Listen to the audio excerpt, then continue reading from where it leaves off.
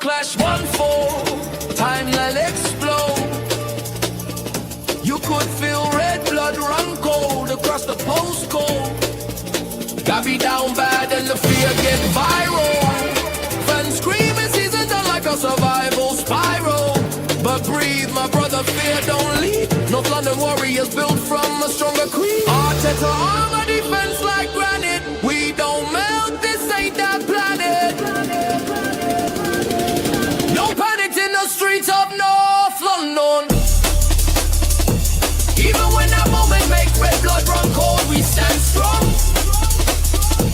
Fear fades quick when the baseline rolls. Cannon on the chest, never lose control.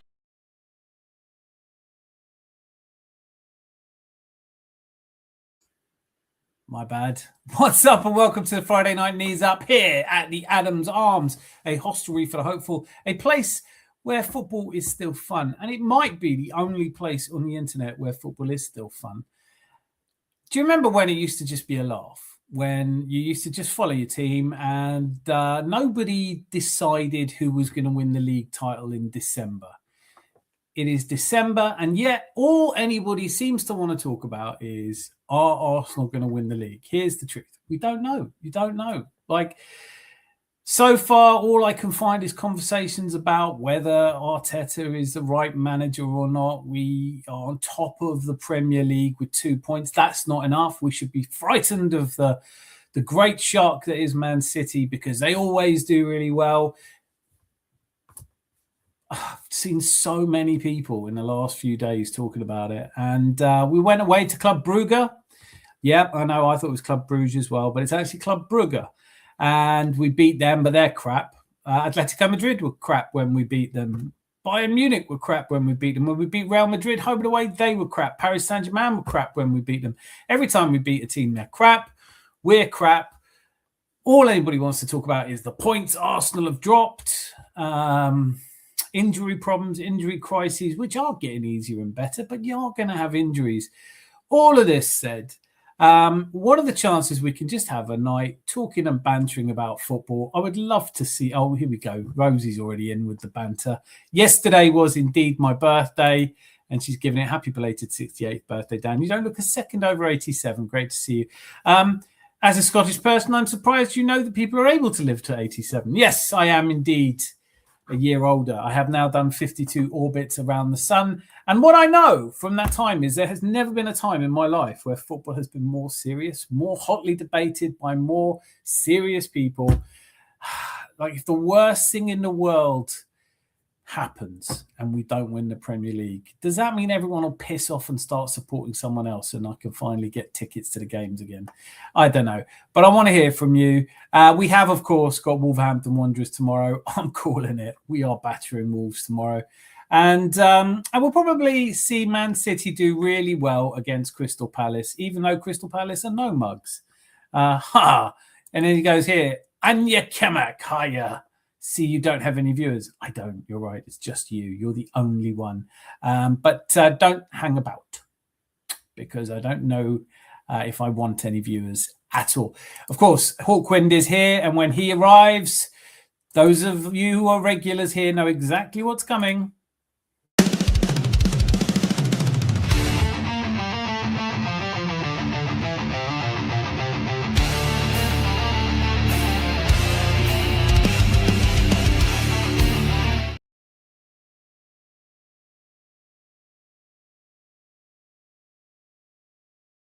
Gremlin's an assistant today. I don't know if it's just me, but is the music playing when I do that? I might have to shut everything down and start again. But yes, I imagine that you are one of these people, Anya, who likes to jump between shows and tell them how many viewers they have. Please don't feel the need. I do get a little thing up here, and I can see how many people are watching right now, and it's a lovely crowd. And in this place, it is far more about the quality than the quantity. But Hawkwind says, happy Friday, Geezer. Good evening, peeps. Hawk, you are the geezer. And Zanzi Barbarian, formerly Zanzi, previously Zanzi Barbarian. Anyway, evening, landlord. I'll have a pint of how many goals tomorrow night and buy a packet of probably 2-0 up by 8:10. Could be one of those ones, couldn't it? Could take us 20 or 30 minutes to score a goal. I don't care. We are winning. We will win against Wolves. Then the more than tricky match against Everton. So here's the prediction, because that's what everybody's doing at the moment. They're predicting what's going to happen months from now and describing it as facts. I'm not going to do that. But I am going to say that when we go to Everton, it'll probably be a draw. So tomorrow we'll handsomely beat Wolves. Everyone will say it was a statement victory, as if statement victories count for 4 points. And then we'll go away to Everton and probably draw, and everyone will say it's over again, and the City fans will be in full voice.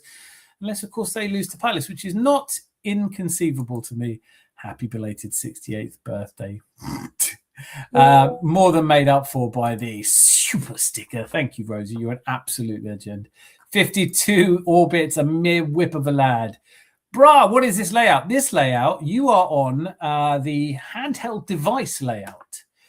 So that unlike those watching on the platform, watching it on their computers or televisions, you only have one hand free. You need to pre-order any birthday cards over 35 in Glasgow. Did the music play? Can someone just tell me? Because I couldn't hear it, and I don't know what I've done, StreamYard. But as a birthday present, I was given an amazing microphone. So as of tomorrow, there'll probably be a show tomorrow night or Sunday, and I will be testing out the new microphone, which means you get better audio quality. So thank you for indulging me. Do you know, it's almost a year since last year's live started. It was slightly more than a year, and there's lots of lives coming up on the Adams Arms. I'm going to post a link in case anyone wants to join me. I want to keep it lighthearted though. Can we please not bitch about anything, or just for a bit as Arsenal fans? Can we just imagine, for the sake of our sanity, that we're top of the league, that we've played 6, won 6 in Europe, conceded only 1 goal to the mighty Bayern München, and that we've qualified without question now for the next round, finish in the top 2 places, and you play your second legs at home, although we didn't last season and we still managed to beat Real Madrid. Don't know how much of an advantage it is. But that is at stake. I think we are going to finish in the top 2. We've got Inter and High Karate to play. I don't know what they're really called or where they're from, and don't care. Look at this. Jose BX Gunner 8129, as if there could possibly be 8,128 previous BX Gunners. There is but one. Hawkwind, are you well, sir? Hawkwind with the power salute, and young fella, me lad. And you are the fam. Okay, I actually start calling people fam. Look at that. Where's Malia? We missed Malia. All good, Zanzi. Music played, but then you were muted for 5 seconds after. Yep. Well, at least the music played. I couldn't hear it. That's a shame. Chris is here. Did I miss him? What did I say? Hey! But it was you that talked about the layout. One hand free and all that. Hawkwind, are you well, sir? Young fella, me lad. This is good. This is like people walking into a pub that's just opened.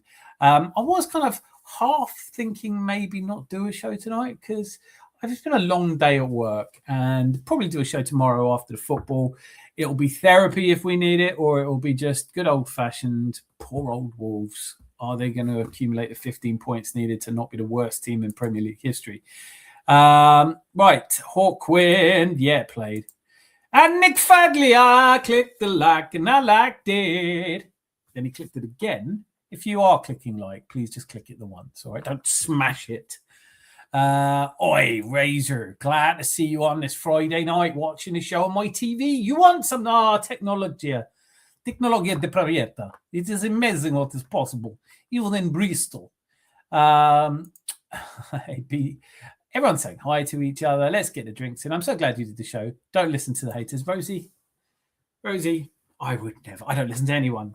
Although I have been, like, genuinely, I have been really. Can we make an agreement? Like, football, whatever happened to just going and watch? I mean, look, let me put it this way. Anthony dipped in sherbet, Herbert, Wears, big arms, blue Savannah eyes, Earth, Ernie Vader, Gert Lush. He watches Bristol City. People go to matches like Bristol City just to have a good laugh.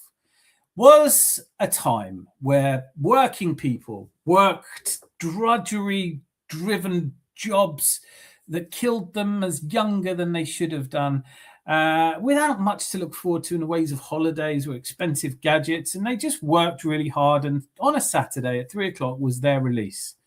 And it wasn't all about silverware or is Gyökeres a waste of money and all that. It was just a way to shout and bond and join in and have fun. And yes, it mattered if you won or not. Of course it matters. No one wants to see their team lose. But I honestly don't know how everyone can be so infatuated with discussing things that are still months away. People genuinely want to know if Arsenal are going to win the league. Just chill out. You'll find out come end of April or May. You'll find out. And then the big talking point, I didn't think would be a talking point. I genuinely am very naive. And I think to myself, if you're top of the Premier League, even if it's just by 2 points, by the way, I mean, like the idea that being top of the table by 2 points is a problem that, Man City are clawing back at us. Good. Well, they've lost 4 games this season. Well, they're not going to lose any more games. But the idea that being top of the table by 2 points, top of the Champions League, in the last 2 seasons in the Champions League, we've had an amazing record. It's just Inter that's beaten us. All of that, and we're still talking about whether our striker is a waste of money, whether Arteta should be sacked, what's going on with these injuries, why have we got so many injuries, blah, blah, blah, blah, blah. And I would have thought, silly me, by now we'd all be cheerful. But we're not. There's a lot of anger and discord, and it's just a different way of supporting a football club. I watched one Manchester City fan, and the thing that really stood out to me is he kept saying, I'm coming for you, I'm second in the table. I thought, what's this I'm? As much as I love Arsenal Football Club, as much as I have loved Arsenal Football Club longer than anything else I've loved. I was 8 years old when I fell in love with Highbury, the green grass of the stadium, the fans all singing in one voice. I fell in love with that. It's the longest relationship I've had in my life. And even I don't go around saying, I beat Wolverhampton Wanderers, I beat Club Brugge. It's a really weird thing. People who've decided, hey, I'm a Man City fan. Now I get to associate myself with Man City. And if Man City win, I've won. It's like, how little of a personality did you have to adopt a football club as your personality? And if you're going to do that, don't make it Manchester City. So anyway, no one knew who I was with. The username Nick Lol. Yes, that's true.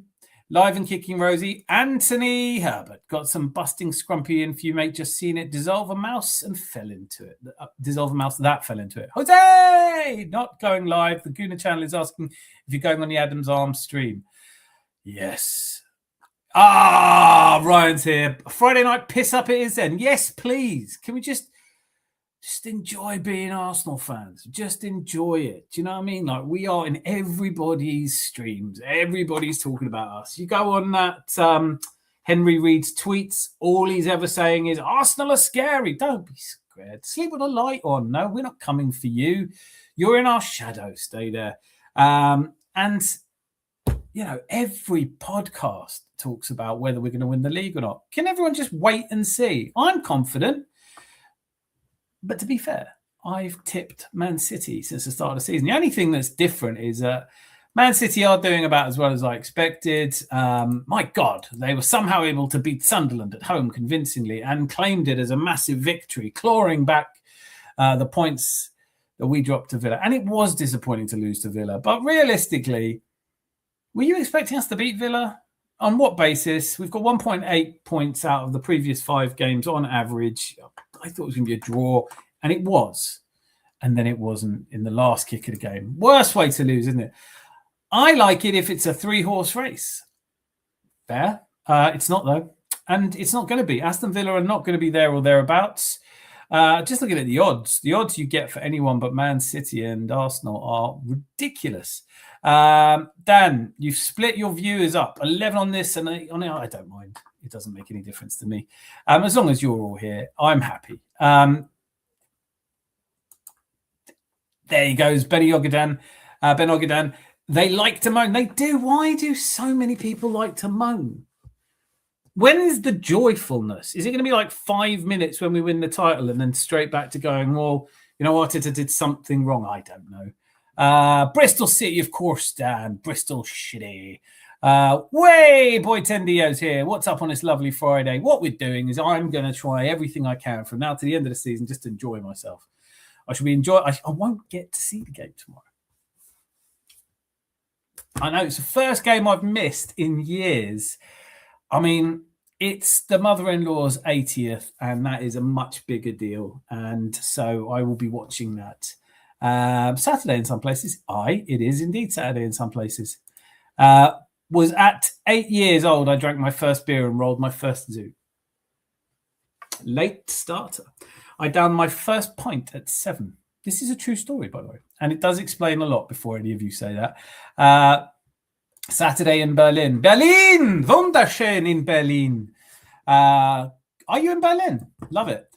Hey, Ryan. Boxed Fresh. I don't like now that it's changed it. Boxed Fresh or Rude 1 star. Rude on a star. Rude 1 star. I can't.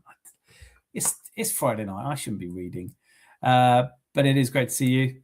Happy belated birthday, Dan. Hope you had a good one. Thank you so much, Ryan. I did. I had a really good one. It was fantastic food, fantastic company, a little bit of Kraken rum, which I've never had before, but can strongly recommend. Perhaps if anyone from Kraken rum is watching, perhaps you might consider sponsoring me. And my sister, glad to be with you. Get on with a mother-in-law or you're doomed. Love her. She's to be honest with you, you couldn't not. She is absolutely wonderful. And has wonderful to me since I met her. Bristol City are playing Coventry's over 80 synchronized swimmers, allegedly. And all good, Ben, thanks. And now I've caught up with chat. So where are we? Did I share? Oh, no, I didn't share the link yet. My bad. But yeah, the other story that I saw going around, this one really pisses me off. Obviously, we all know Hugo Ekitike has been a massive flop. All you hear everywhere you look is what a massive flop Hugo Ekitike has been at Liverpool. After all, he's scored only 5 goals. Meanwhile, Victor Gyökeres on a princely 4. What is going on, people? Honestly, I never watched Victor Gyökeres play. I saw the highlights reel and he didn't look super techers. It looked a little bit, he looked a tiny little bit like a big lump, like a Labrador. But I was reliably informed he was a bagman. Or sorry, I should say bagsman. One of the top ballers. Goals a go-go. And he didn't look it to me. And they said, but he scored 98 goals in 100 games in Lisbon. Brilliant. That's good. But at the same time, is it? And furthermore, is Portuguese football really known for producing great strikers? Anyway, we went out and bought him. And having bought him, he's only scored 4 goals, which is a terrible return on 60 million. Meanwhile, Alexander Isak on 130 million, blah, blah, blah. But also Hugo Ekitike. And yes, I did say Ekitike, you and I know. I'm sincerely of the belief people should enjoy current Arsenal. I am sincerely of the belief that you talk nothing but sense, Boy Tendio. Tyrell Gunner TV is here, a young person who is probably angry about something. Young people are, but great to see you here. And then we're going to be good. We're not going to be this good forever, where we can actually have the ambition of trophies. Yeah, and we've lived through. I mean, I watched the Invincibles documentary about Arsene Wenger earlier today, and it just reminded me of the years of underachieving, not quite getting there. You know, I forgive him for staying on as long as he did, but we're in a better place now, aren't we? Anyway, I've got some people to introduce you to. You will not be surprised to hear that I am tonight joined by the ever wonderful Zanzi. Zanzi's here. How are you, Zanzi? Happy 52nd birthday to you. Happy 52nd birthday. It could be me, though. Cesar Mattel. Can anyone else hear him? Hello, hello, hello. No? Something's gone horribly wrong if I can't hear you. Anagram of mother-in-law is woman. That sounds like it could be true. Let me try another person here. And can you hear me, Benny? I can't hear a bloody thing. Yes, I can hear you loud and clear. What if I... Oops. What has he done? Can you hear me, Benny? I can hear you. And now I'm back. Can anyone hear me? Yeah. I can hear you. You've not been able to hear me this whole time. That'd be funny. Zanzi's on mute. Not on purpose, he isn't. Right, Zanzi says Summit. Summit. Hello. Benny, say something. Somebody, Dan's gone. I'm gonna He's put my I could screen need on. a whole one. Just Hang on. because I can't hear you guys. Shall we try removing you and re-adding you? It's just me again, and while it's just me. Benny, are you there? hello. Can you hear me? What is Can the going chat on hear me? tonight? Can the chat hear me? Can someone tell me if you can hear them? You can hear them, right? Okay. Well, something's gone wrong. I'm gonna have to hear me out. Yeah, I'm gonna have to show myself out. I'm gonna have to go and come back. So please stay. Okay. I guess I'm the only one presenting the show, which is not mine. How's everyone doing? I can't actually see the chat. Give me 1 second while I fuck everything up for Dan here.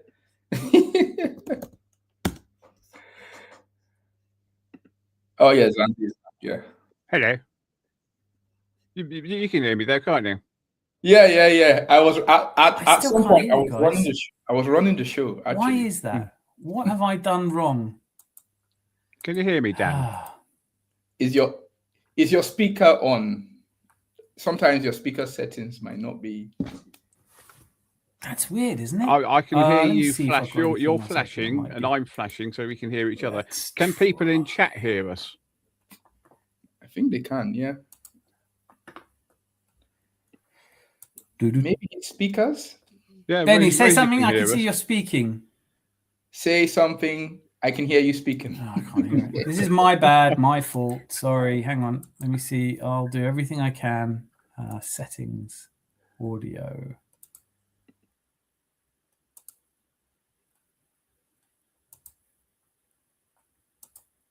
Hello. Hello. Hello. Hello. Well, you guys can hear it. I can't actually hear it. Do you know what I might have to do? Think outside the box, see? Because I don't know what I'm doing. It's pretty obvious by now, isn't it? But I can't hear a word you guys are saying. Have you said anything interesting? No, not yet. Someone needs a new ear trumpet. At least. Dan, have you muted? I haven't muted anything. There's nothing here saying muted. I'm in all of the audio settings. Yeah, it happened to me before. I had my speakers like set to really low, and then keep speaking, will you? And I'll see if I can. Something we can say all sorts of things now, and Dan won't hear us. I know. Yeah, well, I'm not using speakers. Let's see. I've been listening to stuff. I don't know what's going on. Zanzi, what do you think about the Gyökeres slander? It's a load of bollocks, mate. I mean, he's a gooner. We probably, if we're serious, we probably wanted someone like Sesko, but for him to come to us the way he did, I'm more than happy about it. I see you now, but I can't hear you. Are you saying anything interesting? Benny, say something. Even if we said something interesting, isn't that bad? Yeah, you wouldn't hear us anyway. Wait there. It's all going to be good in a moment. I've just got to. You know what is really annoying and amazing is the fact that let me just remove myself.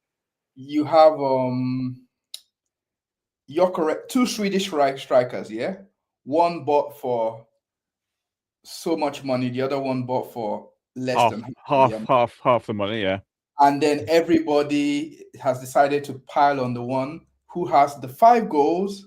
Yeah, I think it has 5 goals, and was bought for half of the amount. While the other one is like, oh yeah, he has like money in the bank, so we should not look at that amount, or we should not look about anything about Liverpool, which it just annoys and amazes me. Yeah. It's always the same thing, mate. I mean, I've been supporting Arsenal for a very long time, and as far back as I can remember, if there's anything trashy to speak about Arsenal, they would talk about it. Yeah, that's it. Like whether it's if it's not Gyökeres today, it's like what else? Something about Arteta. He he had a fag somewhere, or I don't know, something. Yeah, well, because they always have me go Zubi, aren't they? Saying, "Oh, well, he's not as good as Partey." Well, I'm sorry, but he is. Rose is asking, how do we think the Wolves game should go? I think we'll probably be about 2-0 up by 8:10. Yeah. Danny's like,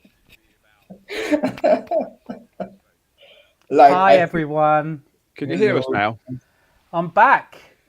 I've had to put the ear trumpet in. Can you hear us though? I can. Yeah, I was singing "Happy Birthday" when I came in. All right, something's gone.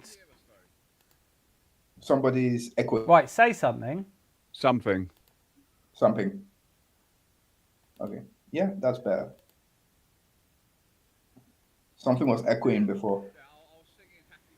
Yeah, I can hear. Yeah, I can hear like an echo about 2 minutes after I say something. This is so weird.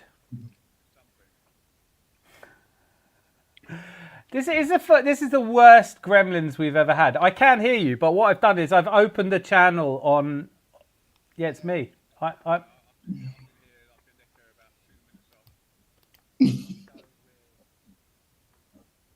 don't know how to do anything about it. Sadly,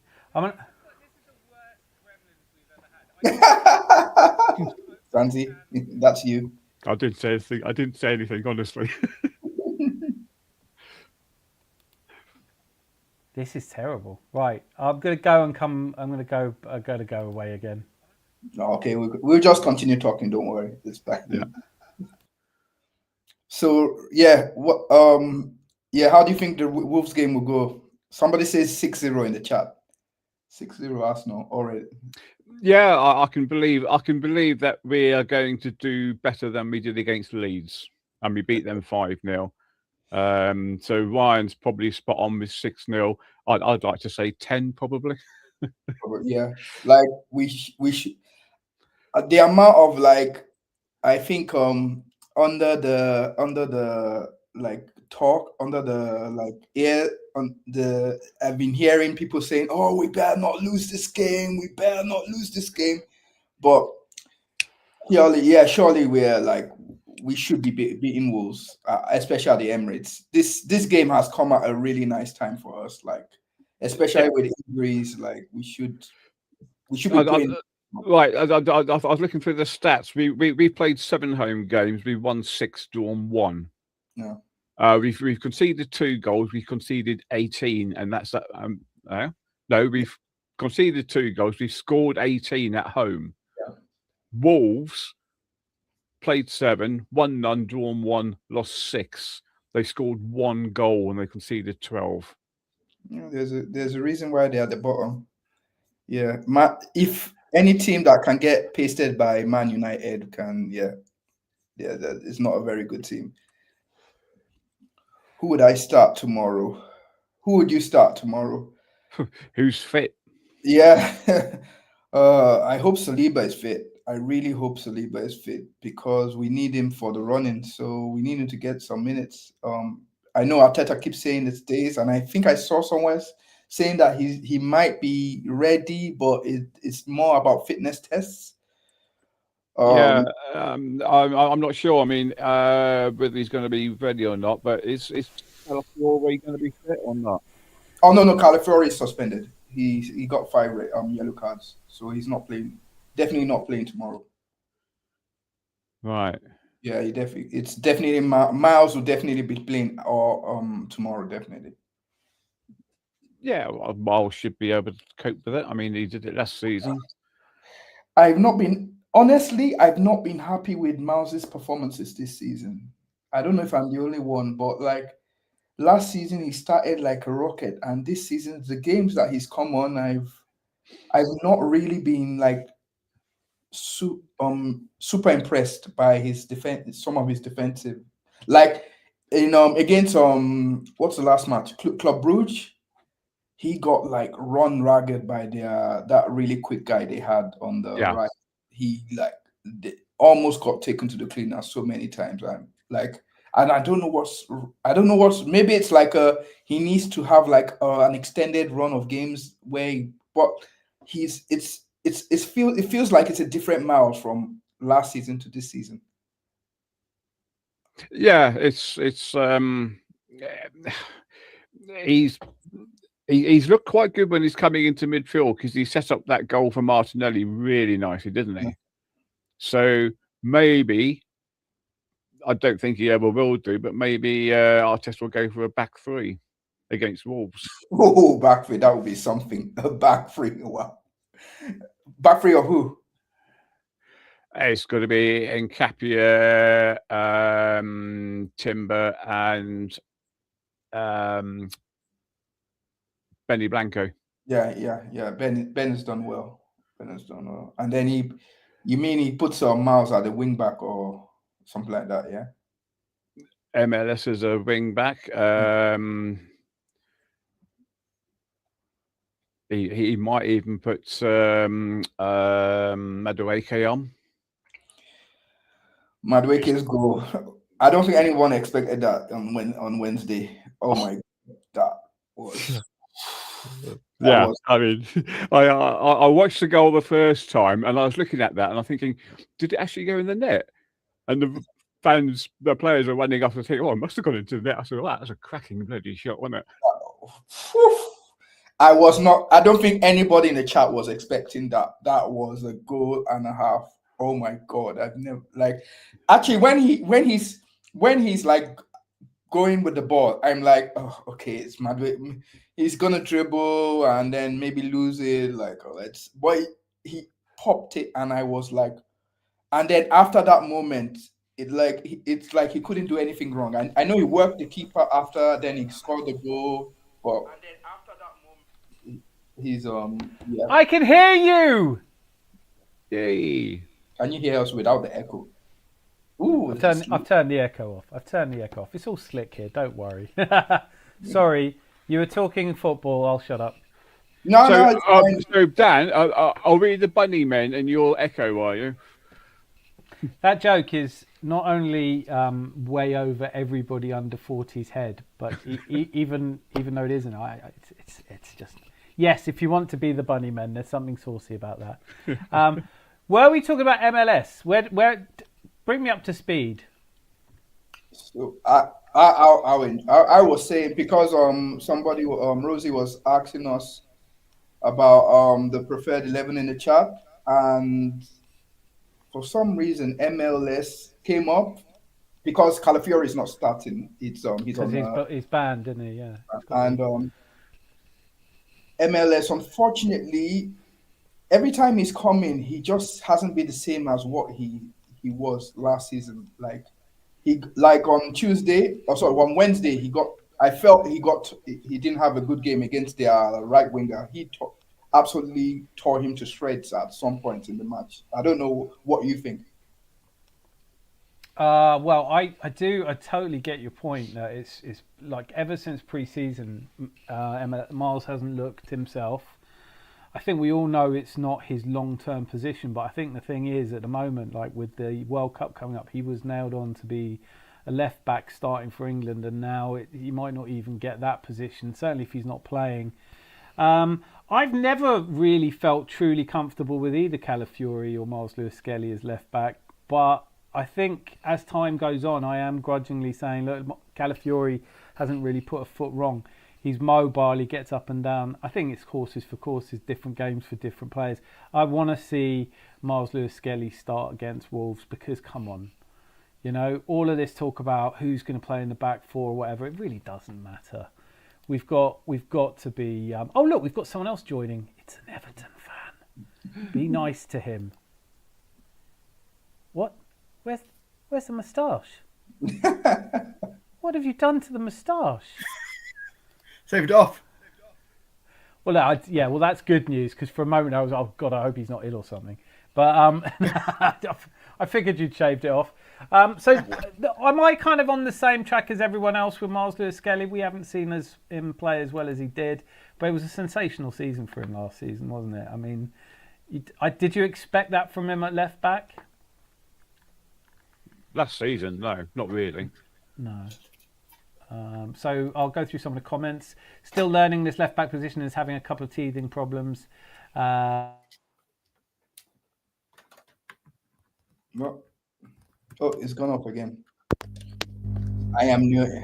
Zanzi. I elect the new host, Zanzi. Yeah, I'd like I that. know. Oh. Hi, hello, Ryan. Okay, Jerry, no, how are he's you, back. mate? He's back now. He's back. Oh no, he's frozen. No, that's just what I look like. It's one of those days, isn't it? It's the gremlins in the system.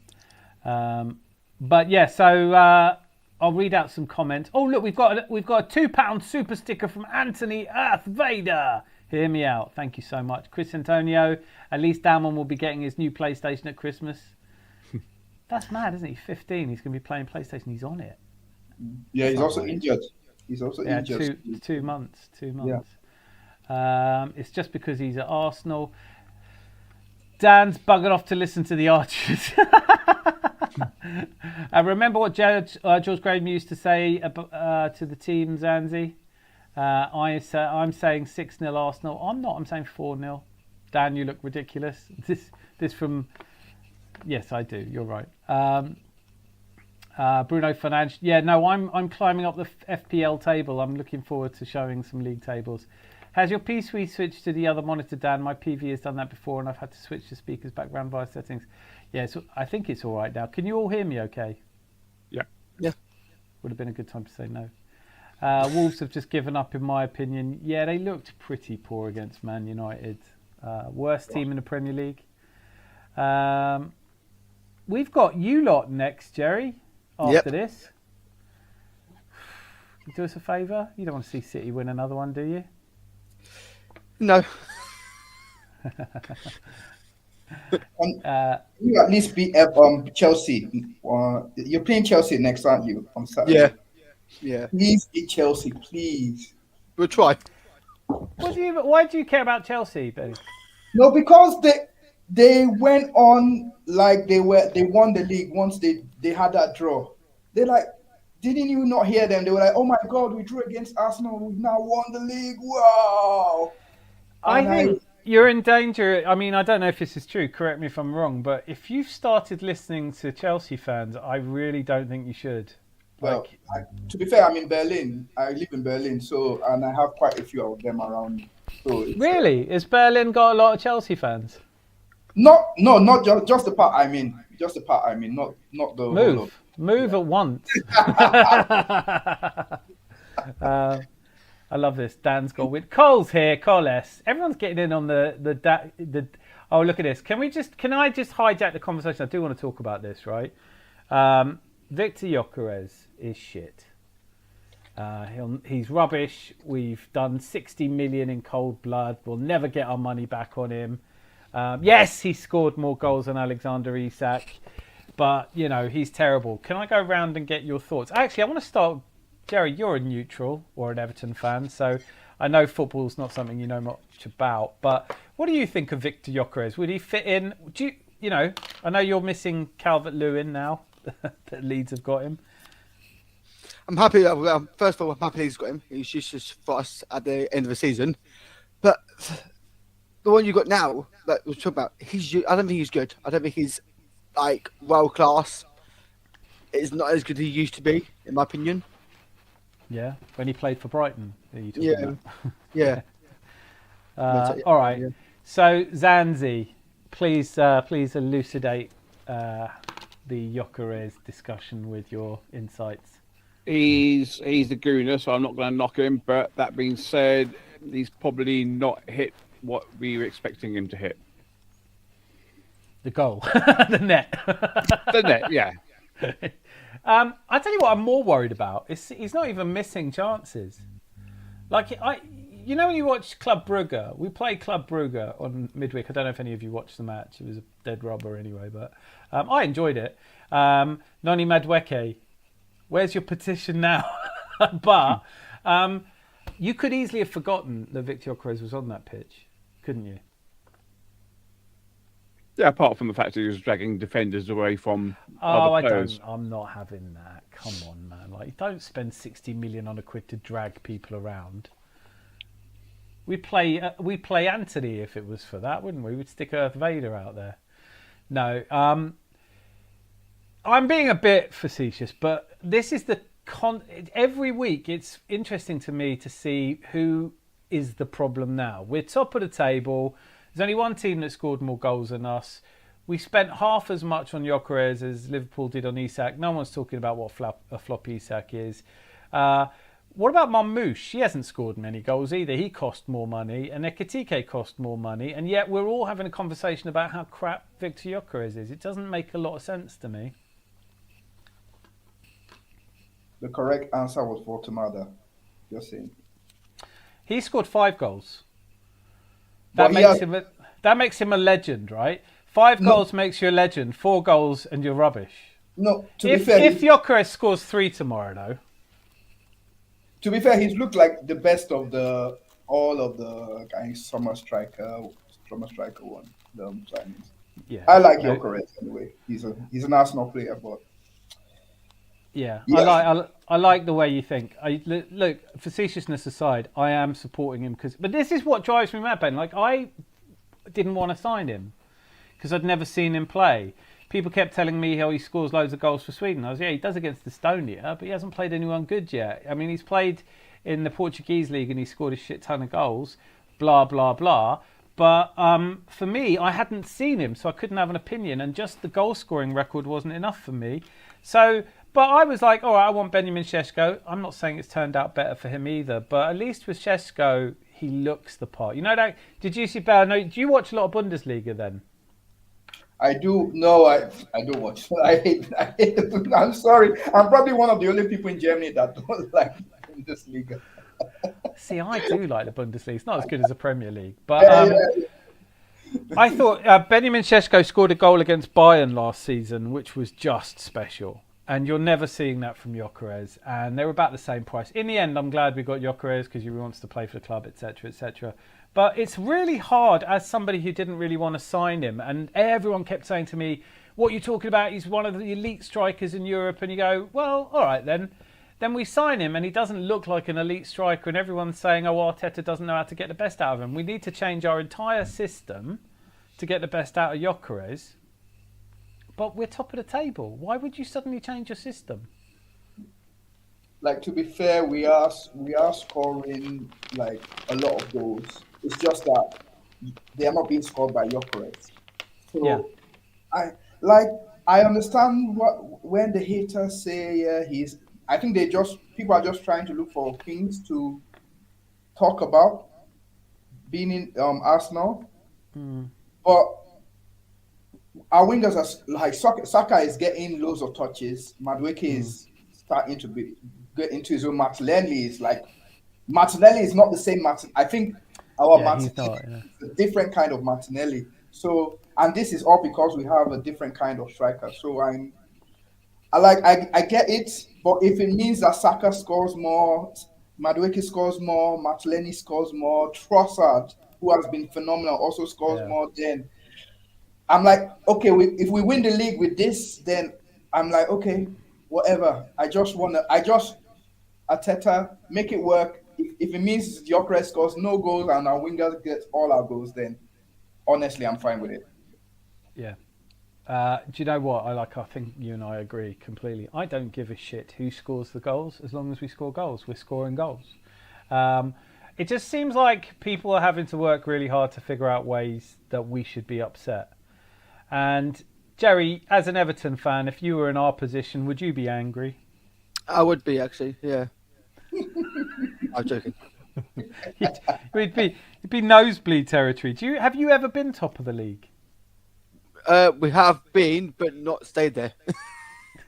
Oh, hang on, Dan. Can I ask another question? Jerry, have you ever been top of the league in your lifetime? No. Well, I mean, we have, but not stayed there, obviously. Why aren't you really angry? Why aren't Everton fans really angry? I don't understand it, because Arsenal fans are all really angry. I mean, we take it. We've got Jack Grealish. We've got the team now. We've got Drew Puel from Chelsea. We've got a borrowed player. Come on, man. And we've got Drew Puel. We've got a very good team at the moment. Drew Puel's on form.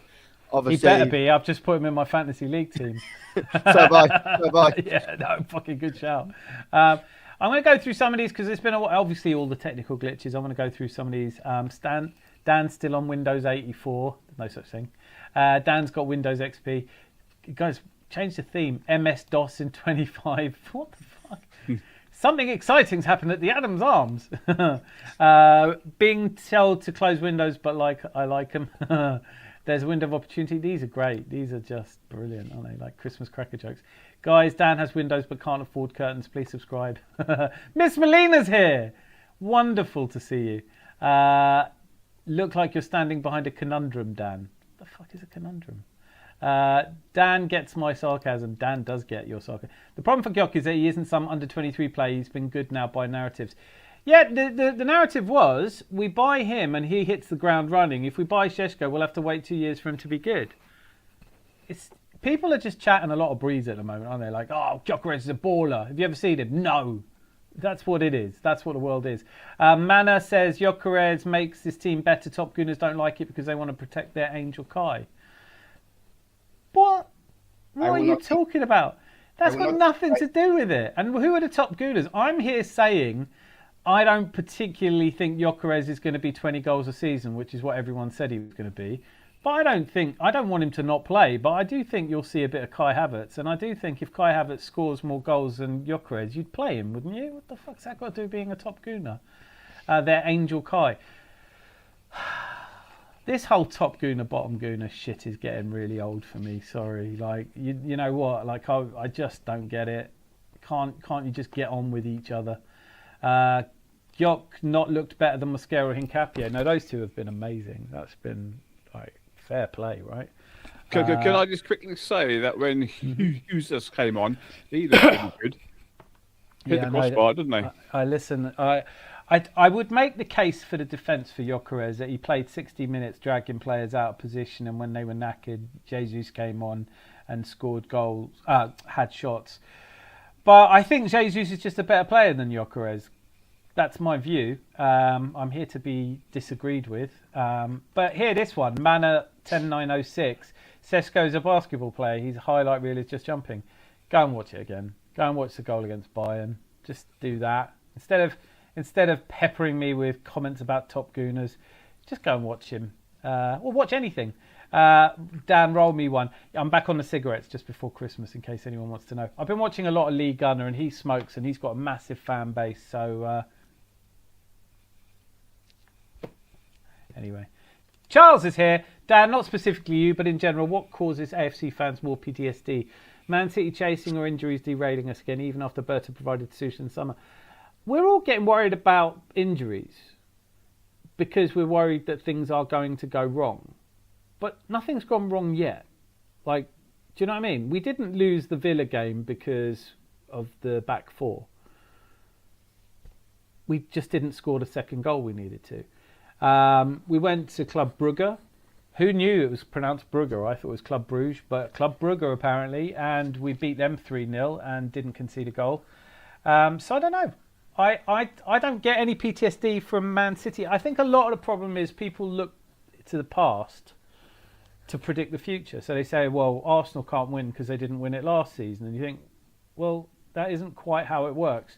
I'd be more frightened of Man City if they were more frightening. They've lost 4 times. They lost at home to Tottenham, away to Brighton. They lost away to Villa, and no one's talking about it. You know, like, we lose away to Villa, and it's like, well, champions don't lose away to Villa. I guess Villa are winning the league then this season.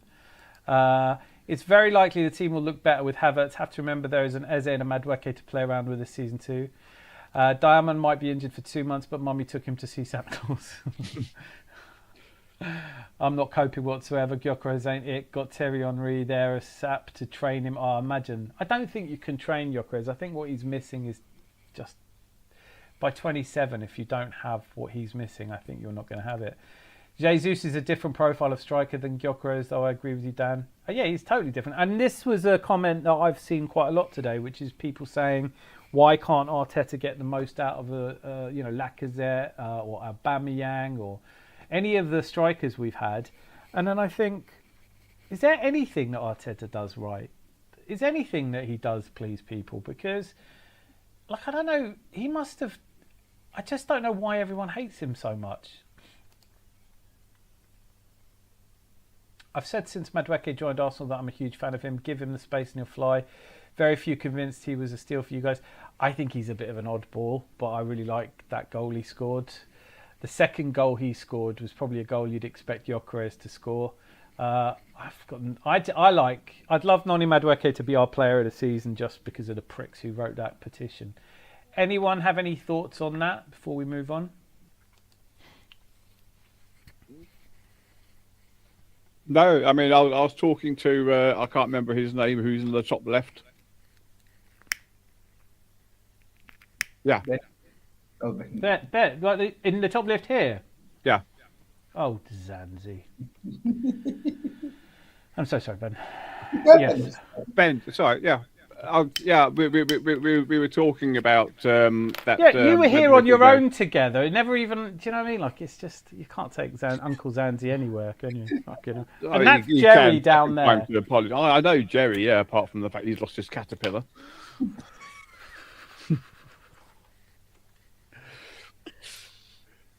God, sorry, Zanzi. Yeah, and in fact, Jerry looks like he's from one of these sort of 1970s space programs. No, he doesn't. He looks really. You're very good-looking young man. You would never know that he was burdened with being an Everton fan and thus had his whole life ruined. But you know, sorry, Zanzi, I keep interrupting you. No, I'm finished now. That's it. Arteta never gets credit. Oh, hang on. If Gyökeres needs support as Pep Mikel press conferences and he recognises it, and why does it look on the pitch that players like Ode and Eze up the edge of the box showmanship versus assist Gyökeres?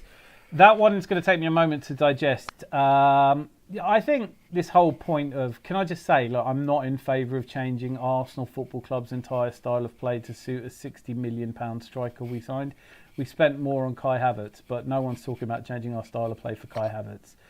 You know, he's not our record signing. We spent more on Eze, but, you know, we're not changing our style of play for him either. When you have a squad, you expect them to come in and fit in. Arteta never gets credit from Bottom Gooners. I have to say, I really enjoyed a show. It must have been Tuesday night. I can't remember if it was, Wednesday night.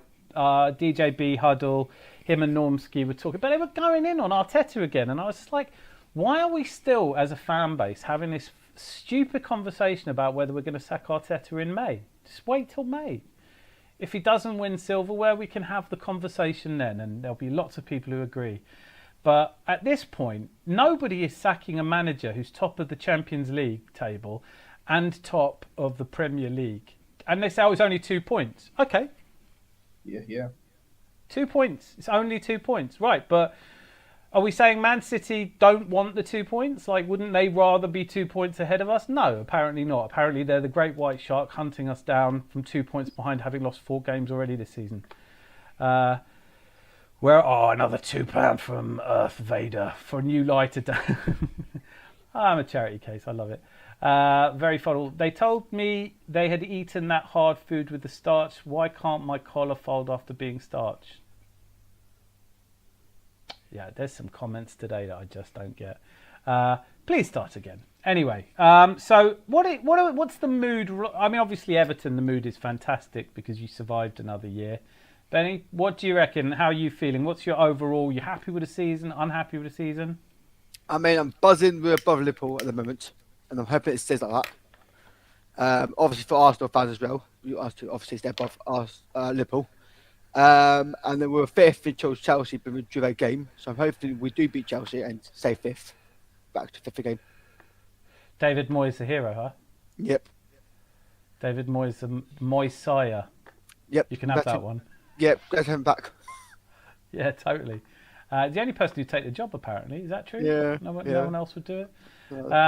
So I do. The mission from now till May, I think, for Arsenal fans has just got to be cheer the fuck up. Seriously. You know, we've lived through a lot worse, haven't we? I was Arsene Wenger's 1000th game against Chelsea. They did a 6-0. Now they celebrate like idiots when they get a draw at home against us. That's better, isn't it? But Dan, don't you think there's a huge section of the fan base that are I just feel it just waiting for a few defeats and then coming back with this Arteta out narrative, even though it's not even we're almost not even halfway through the season, and there's still some people calling for Arteta out, and I'm like, well, I don't understand what this man has to do. He's like he was first in the Premiership, first in the Champions League, and it's like you don't even have faith. You just already put ahead that we are going to fail. Yeah, I get it because they say he's always failed before, so he's going to fail again. And I was like, all right, well then you're right.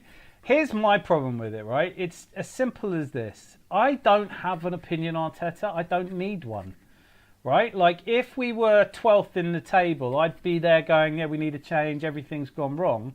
But I think the narrative was set up at the start of the season because everyone was like, Liverpool are going to fly ahead. They're going to be indomitable. No one's going to get past them. They're a generational team now. Paris Saint-Germain are going to be indomitable in Europe. And football doesn't really work like that. So we now get to a point where the whole thing is like, I've set my stall out saying this guy's a shithead and he's ruining the club. And we're breaking records at the top and that doesn't fit. So now he's responsible for all the injuries. And they said, oh, yeah, he's overtraining the players. And he came out in a press conference and said, we did like 20 minutes of training. You know, Christian Mosquera jumped up and landed on his ankle and he's out for 2 months. That's not training. I don't know. Look, I don't have an opinion that's based on facts. We do have more injuries, but I don't want Arsenal fans talking about injuries because no one wants to hear us talking about injuries. We've got a good squad. We all believe in our squad. We do have our first choice centre-backs out. They are the best centre-backs in world football at the moment. So we brought in Hincapié and Mosquera. Didn't see a massive drop-off. Then we lost Mosquera. We still have Jurriën Timber, who's a centre-back for the Netherlands. We still have Calafiori, who's a centre-back for Italy. We still have Ben White, who joined us as a centre-back. We can play Declan Rice as centre-back. And on Wednesday, he played Norgard, and I didn't see a massive drop-off. So we're playing Wolves tomorrow. Right? Like, we'll beat them without centre-backs. If they are all over us and we need to defend like crazy, something else went badly wrong. Odegaard's share and everything's terrible and Gyökeres isn't working. It feels like, and this is it, Rosie says negativity gets viewers. It kind of does. And at a certain point, when is YouTube going to change? When are people going to stop logging in to see anger and rage and hate? And when can we just get back to good old-fashioned banter? And Jose, I agree with you. He has to win trophies with what he's got because he's got what he wanted now, right? You can't. I mean, people talking about who we bring in January. Remember, you bring in someone in January, you've got to get rid of someone in January. Who is it we want to get rid of? So ultimately, I'm just happy that we have the conversation about a new manager. And I think most people are like, okay, well, he's got this season. The Cronkies aren't going to fly in at Christmas and sack him. So let's just get on board with the team that we've got. They're not. When we drew with Sunderland, people were saying it's a disgrace. It's not a disgrace. You know, a disgrace is when you do something awful, dropping points. Here's a question for everyone. Maybe not you, Jerry, because this is an Arsenal pub, But you can sit there and look pretty. But the question that came up was when we lost to Villa, you see the players slapping the ground in frustration and anger. Is that a good sign or a bad sign? Personally speaking, it's a good sign because they're annoyed that they conceded such a stupid goal. Yeah. Yeah. Yeah. Same. I thought it was a really good sign to see that these players don't want to. They were really pissed on losing that game. They showed that that game meant something, and it actually showed that the standards are that we are Arsenal. We shouldn't be losing games. If we want to go and grab this title by the scruff of the neck, we shouldn't lose games like that. And yeah, it showed that they were devastated. It was as if they had lost the league, but we're still top of the league. You wouldn't have known that we're top of the league the way those players reacted. So, yeah. Credit to It them. felt, yeah, exactly that. It felt like it was one of those ones where something really serious had happened. But in the end, I saw it as a point dropped, not 3 points dropped. I never thought that we should expect to get 3 points at Villa. They only conceded 5 goals before we went up there, 3 of them in the same game. They beat City. I don't remember anyone having a meltdown when City lost away to Villa or away to Brighton or at home to Tottenham. What was the other game they lost? They've lost 4 games this season, for God's sakes. Gary's here. Is this the complaint department? The bread for the sausage sandwich at the Emirates is hard. I broke a tooth when I bit it. Who's paying my dental bill? Probably you, Gary. You're probably going to be paying that one. I hope that's put you off the sausage sandwiches. The food at the Emirates is not great. Marley Salmon. There's another one. How good did he look? Seriously? What's he, 9? He's like 8 or something, isn't he? 16. That is young. ridiculous. The good thing about Marley Salmon is that when he came on, I didn't notice that he had come on because it didn't change the way our back four played. No, nothing seems to change the way our back four plays. I know Club Brugge, everyone's saying they're crap, but what are we supposed to do? Should we just go down to 9 men and play an even game or something? Or do you just go away in Europe, get another 3 points, qualify? We're qualified for the next stage. Real Madrid haven't. People need to stop complaining. I like this comment, by the way. Where has it gone? Oh, I've lost it. I think Jose, yeah. So he's got to win trophies with what he's got. And I've got to go through some of these comments. Rosie with another 99p super sticker. That buys you a lot of love, Rosie. You're already my favourite. I'm well, Rosie. How are you? And then, so do people want players smiling and happy after a loss? Thank you. Yeah, I thought it was a really weird... Every time I tune in, I saw this guy, Valletta, turning on Egal. Well, you know, Egal's a like it or leave it kind of person anyway. But he was going, I'm behind you. I'm only 2 points behind you. I'm catching you. And I just thought that's such a weird way of putting it. You're not. The team you decided to support arbitrarily from wherever you are, they're winning. Like, people do this. They attach themselves. It's like if I suddenly went, who's my Spanish team? Oh, Barcelona. I'm amazing at football. Do you know what I mean? There's no barrier to entry to being a fan. I wish you could just be kicked out. I'd love to send Lee Gunner off to Real Madrid. Right, so where was it though? There we go. I agree with you. I do box fresh. Arteta ain't going nowhere regardless. I don't know, man. I don't know. If it all goes horribly wrong this season, he'll go. The Millet said, I saw the Irish Fruit Loop smash his lamp up when Villa scored. So sad watching a grown person doing that. Who is that? Who's the Irish Fruit Loop? Who does that as well? When I used to play poker for a living, I had lots of friends who used to smash their computer when they lost. And you go like, but that's... If you've just lost £1,000 in a hand, why would you want to break a computer that cost you about the same amount of money? It doesn't make any sense. It's different. We have square sausage in Scotland, Gary. Sandwiches can be on hard or soft bread, and rolls can be hard or soft. I love hard rolls. Thank you so much. We'll keep you updated on that if Rosie changes her mind. No one was saying Brugge were crap before the game. Not from the Gluminati. No, a lot of people were saying we were going to struggle because we had so many injuries. And then we go over there. I mean, look at the cartwheels people are having to do about Noni Madueke. Yeah, I mean, it was a good goal, but he was lucky.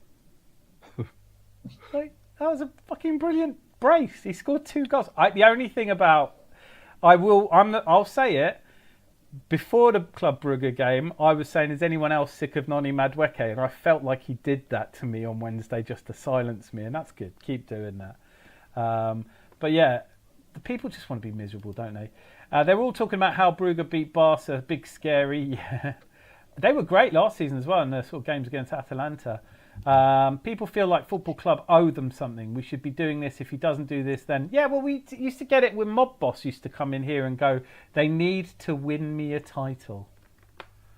You know? Stan calls Josh in for a meeting and goes, listen, you know we're supposed to be winning this league for Mob Boss. What are we doing about it? You know, I'm a billionaire. All I really care about is Mob Boss. I think there's something wrong with Arsenal fans, but I think part of it is down to how long it's been since we won anything. There's a lot of PTSD, there's a lot of fear. I just want us to hold. I just want us to be strong, you know. I just want it... oh, hello. apparently, I don't know if this is true. Jerry, can you confirm that you're off to bed because of the Everton game tomorrow? Yes, I'm going to it. Are you? Yeah. Is it the first time you've been to the new stadium? Either way, we'll go to Chelsea. You're going to Chelsea? Oh, Yeah. don't go there. Oh, that's a shit Ugh, show. ugh. Yeah. Oh, don't go there. Oh, that's horrible. Well, good luck with that. So how long did it take you to get there from Milton Keynes? Well, we'll go by train. It's like Is an hour, 2 Milton hours. Keynes a real place, actually? Yeah. Because I'm not sure. Do you know what I mean?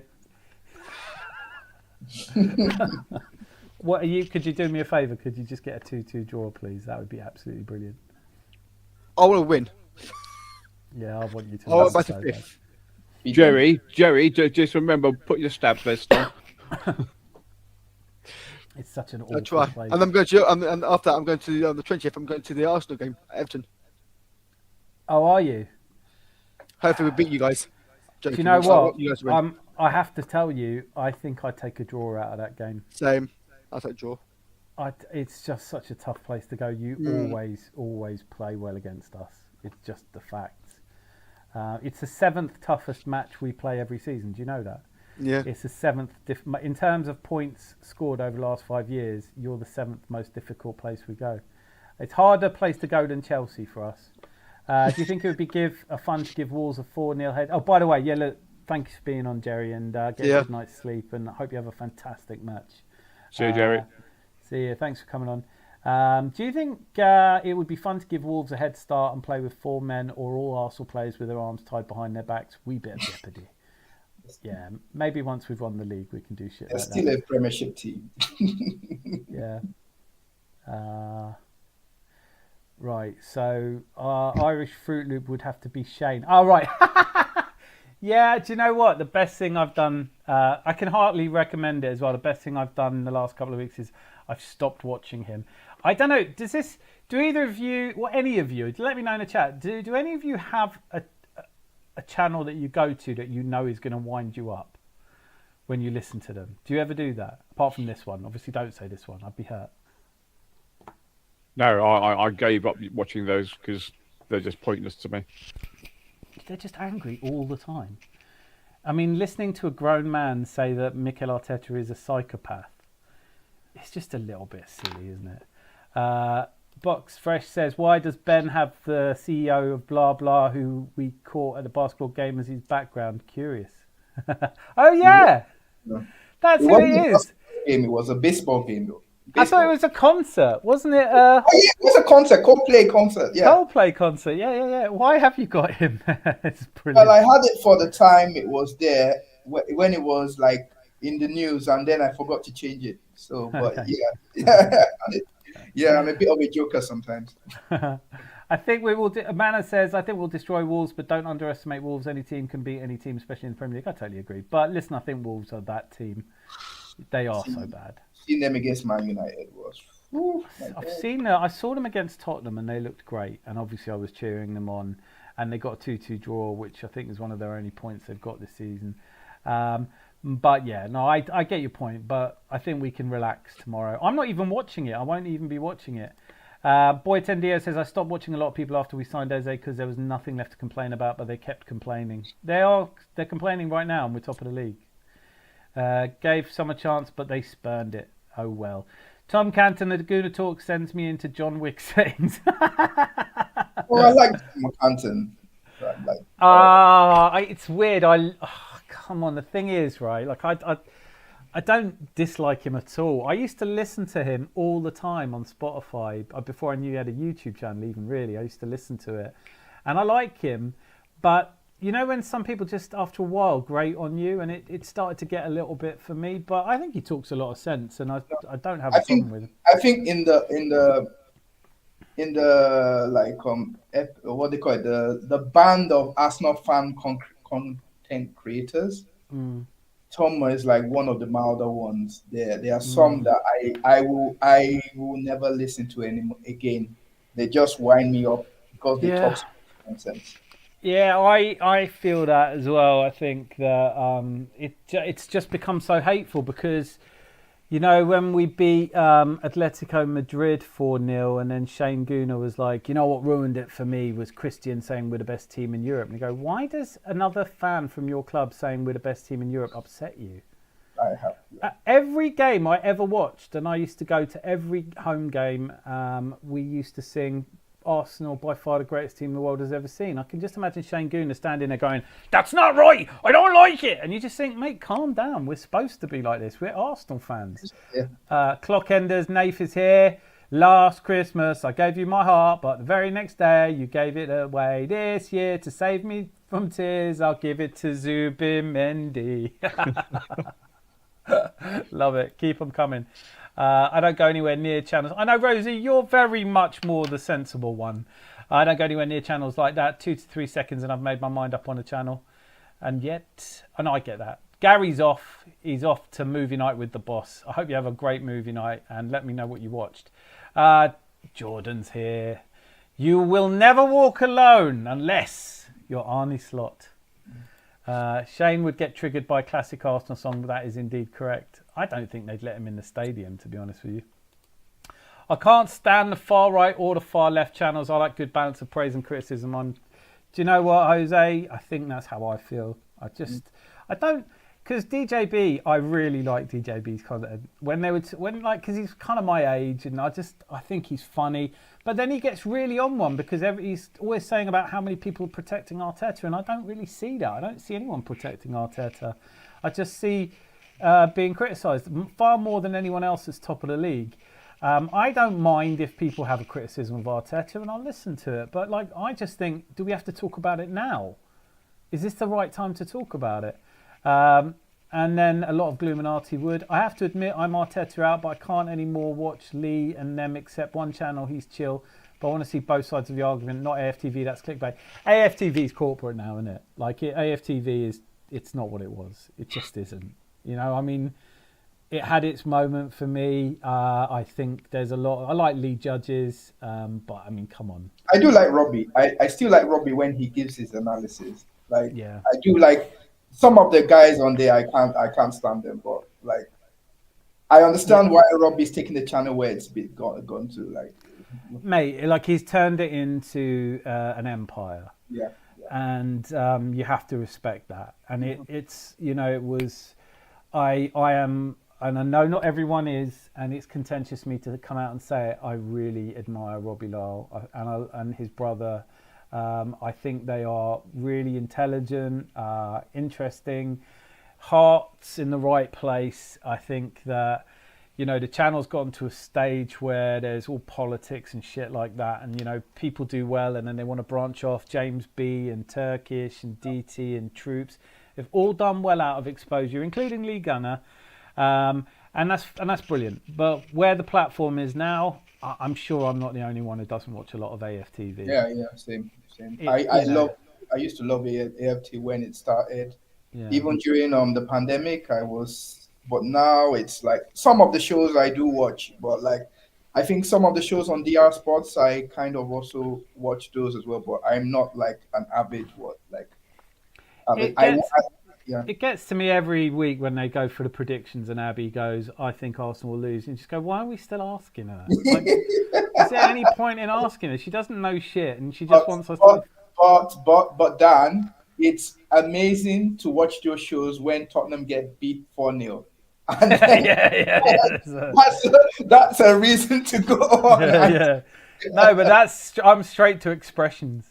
I can't remember what the game was, but there was a game where he had 14,000 people in the chat. And he goes, I know you're not all subscribers as well. You're just coming here to watch me have a meltdown. End the stream, blood. End the stream. And I was just the thing is with expressions, he's very funny.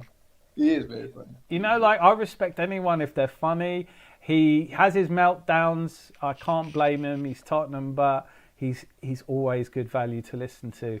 Flex doing his impression of Ty, that's worth watching. I love a bit of banter, do you know what I mean? But generally AFTV's gone a little bit, yes, that's exactly the word I was looking for. Mana, I have to admit I'm Arteta out, but I can't anymore watch. Oh, yeah, I've read that. Shit Christmas market. You're just a shit Christmas market in a channel. Life is a one-time offer. Use it well. How can you still be Arteta out? Imagine being Arteta out. And then Jose with, I'm Arteta out. It's not that crazy a notion. No, listen, I don't think...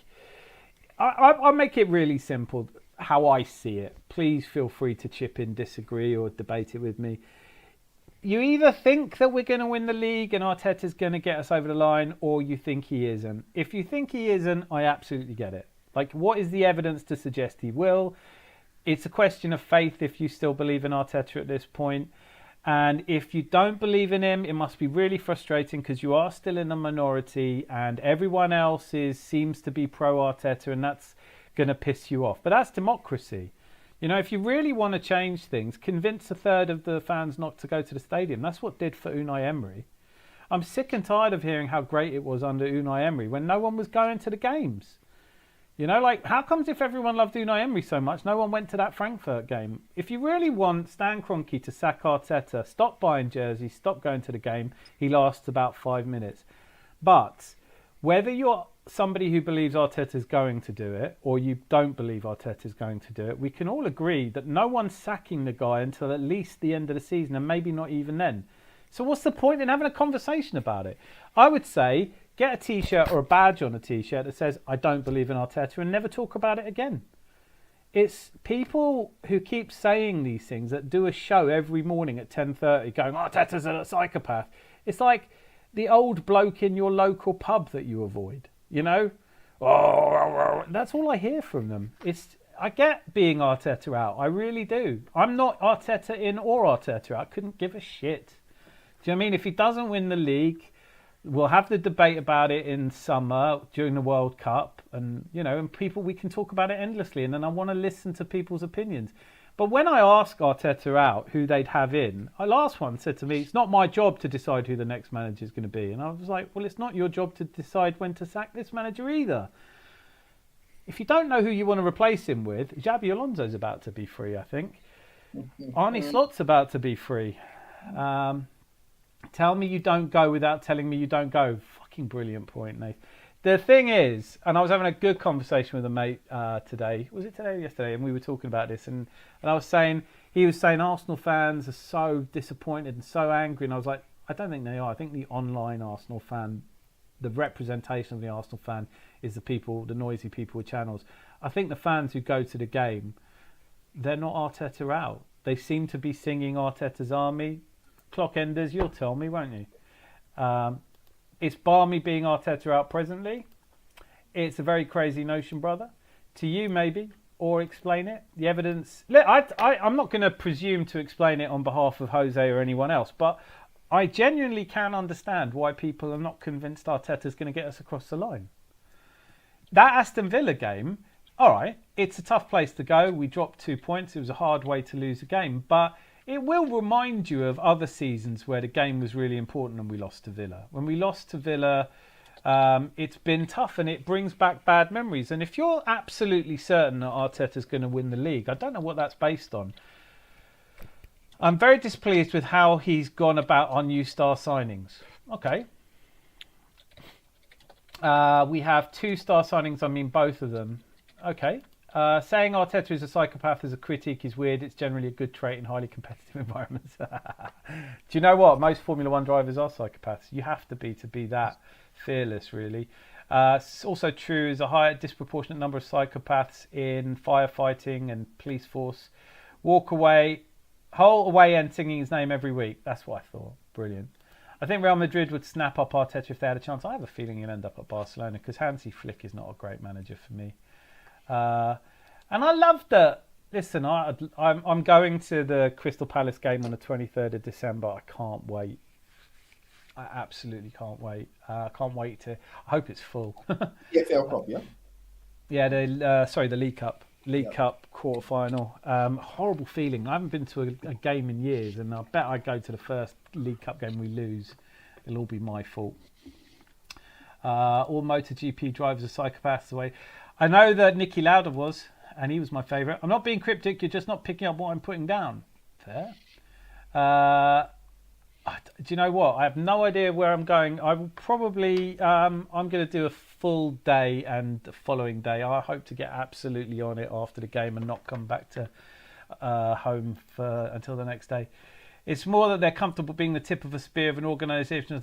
It's more that, yeah, okay, look, I mean, I don't know if I think Arteta's a psychopath. Let me just put that out there. What I think is how childish it is to be that ad hominem. Do you know what I mean? Like, whatever you think of Mikel Arteta, if you think he's the right man or the wrong man, do you think he works hard? Do you think he does his best? Is it the worst thing you can say about someone? I think it's quite possible that Mikel Arteta isn't quite good enough as a manager to win us the league. And I feel for him. Like Terry Neal wasn't. You know, like Bruce Rioch wasn't. There are men who've tried it and failed. Can't hate someone for giving it their best. But this whole savage attack of him is so personal and so disgusting that I actually just turn off from it. Eaglet is popping off these days pre-game. Is it? I might do a tour of the old haunts. The Tollington's definitely getting a bit of a watch. My birthday's on the Aston Villa game on the 30th. Please, Arsenal, don't lose, please. I think Aston Villa at home's a different ball game, innit? I just went to the kitchen to grab a snack when watching the show, and I realised I got fuck all. Well, so look, let's make the Adams Arms a place where opinions are valid, right? Whether you think that Arteta's a good manager or a bad manager, that's your opinion. No one, you can't be wrong. You can't be wrong. If Arteta wins the league, Jose, I think you would say, okay, I was wrong. He's done really well, right? But I watched Shane Gooner and he was saying, even if he wins the league, I'm still not going to like him. And you go, well, what the fuck did you want from a manager then? Like, you know, has he got to come around and wash your car? I don't know what else you're supposed to do. I don't give a shit what he's like as a person. If Unai Emery had won the league, I'd be singing Unai Emery songs. He just didn't. And you go, oh, well, he took us to cup finals. Brilliant. That was a brilliant cup final. Well done, Unai. Let's do that again. Fuck off. Speaks volumes. You struggle to articulate your reasoning. Such a simple task. No, hang on. Oh, no, you don't. No, we don't do that. No, listen. No. Either hug it out or one of you go. Because, like, Jose, I'm going to say this right now. Jose is a regular here, and I have nothing but love and respect for him. And his opinion may not be your opinion, but he's entitled to his opinion. And look, call me wrong then. Like, is Jose definitely wrong for wanting to be Arteta out? Ben? I don't think anybody is wrong. If someone wants Arteta out, they are allowed to have that opinion. Sometimes I have a problem with some of these Arteta out like fans is that they want us to lose so that the club get him out. And I'm like, no, we're top of the league and we're top of the Champions League table. Like, surely you'll be hoping for the team, not Arteta, the team to win something, because that's who I'm concerned about. I'm concerned about my team getting over the line in May so that I can celebrate it.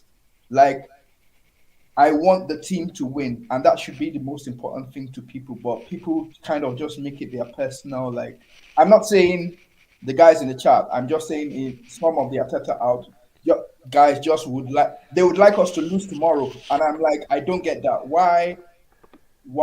We have our best chance in a long time to win a Premier League and even win the Champions League as well.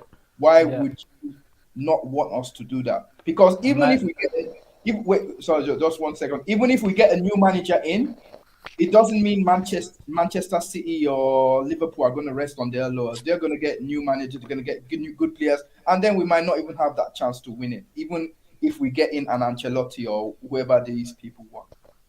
Yeah, I mean, Ancelotti, exactly. Like, here's the thing. It does feel like there are people who have stuck their neck out and said that the people who, the Gluminati who were saying at the start of the season we're going to be in a top 4 battle, they feel stupid now. They feel stupid. We are not in a top 4 battle. We're going to be in the first 2 positions this season again.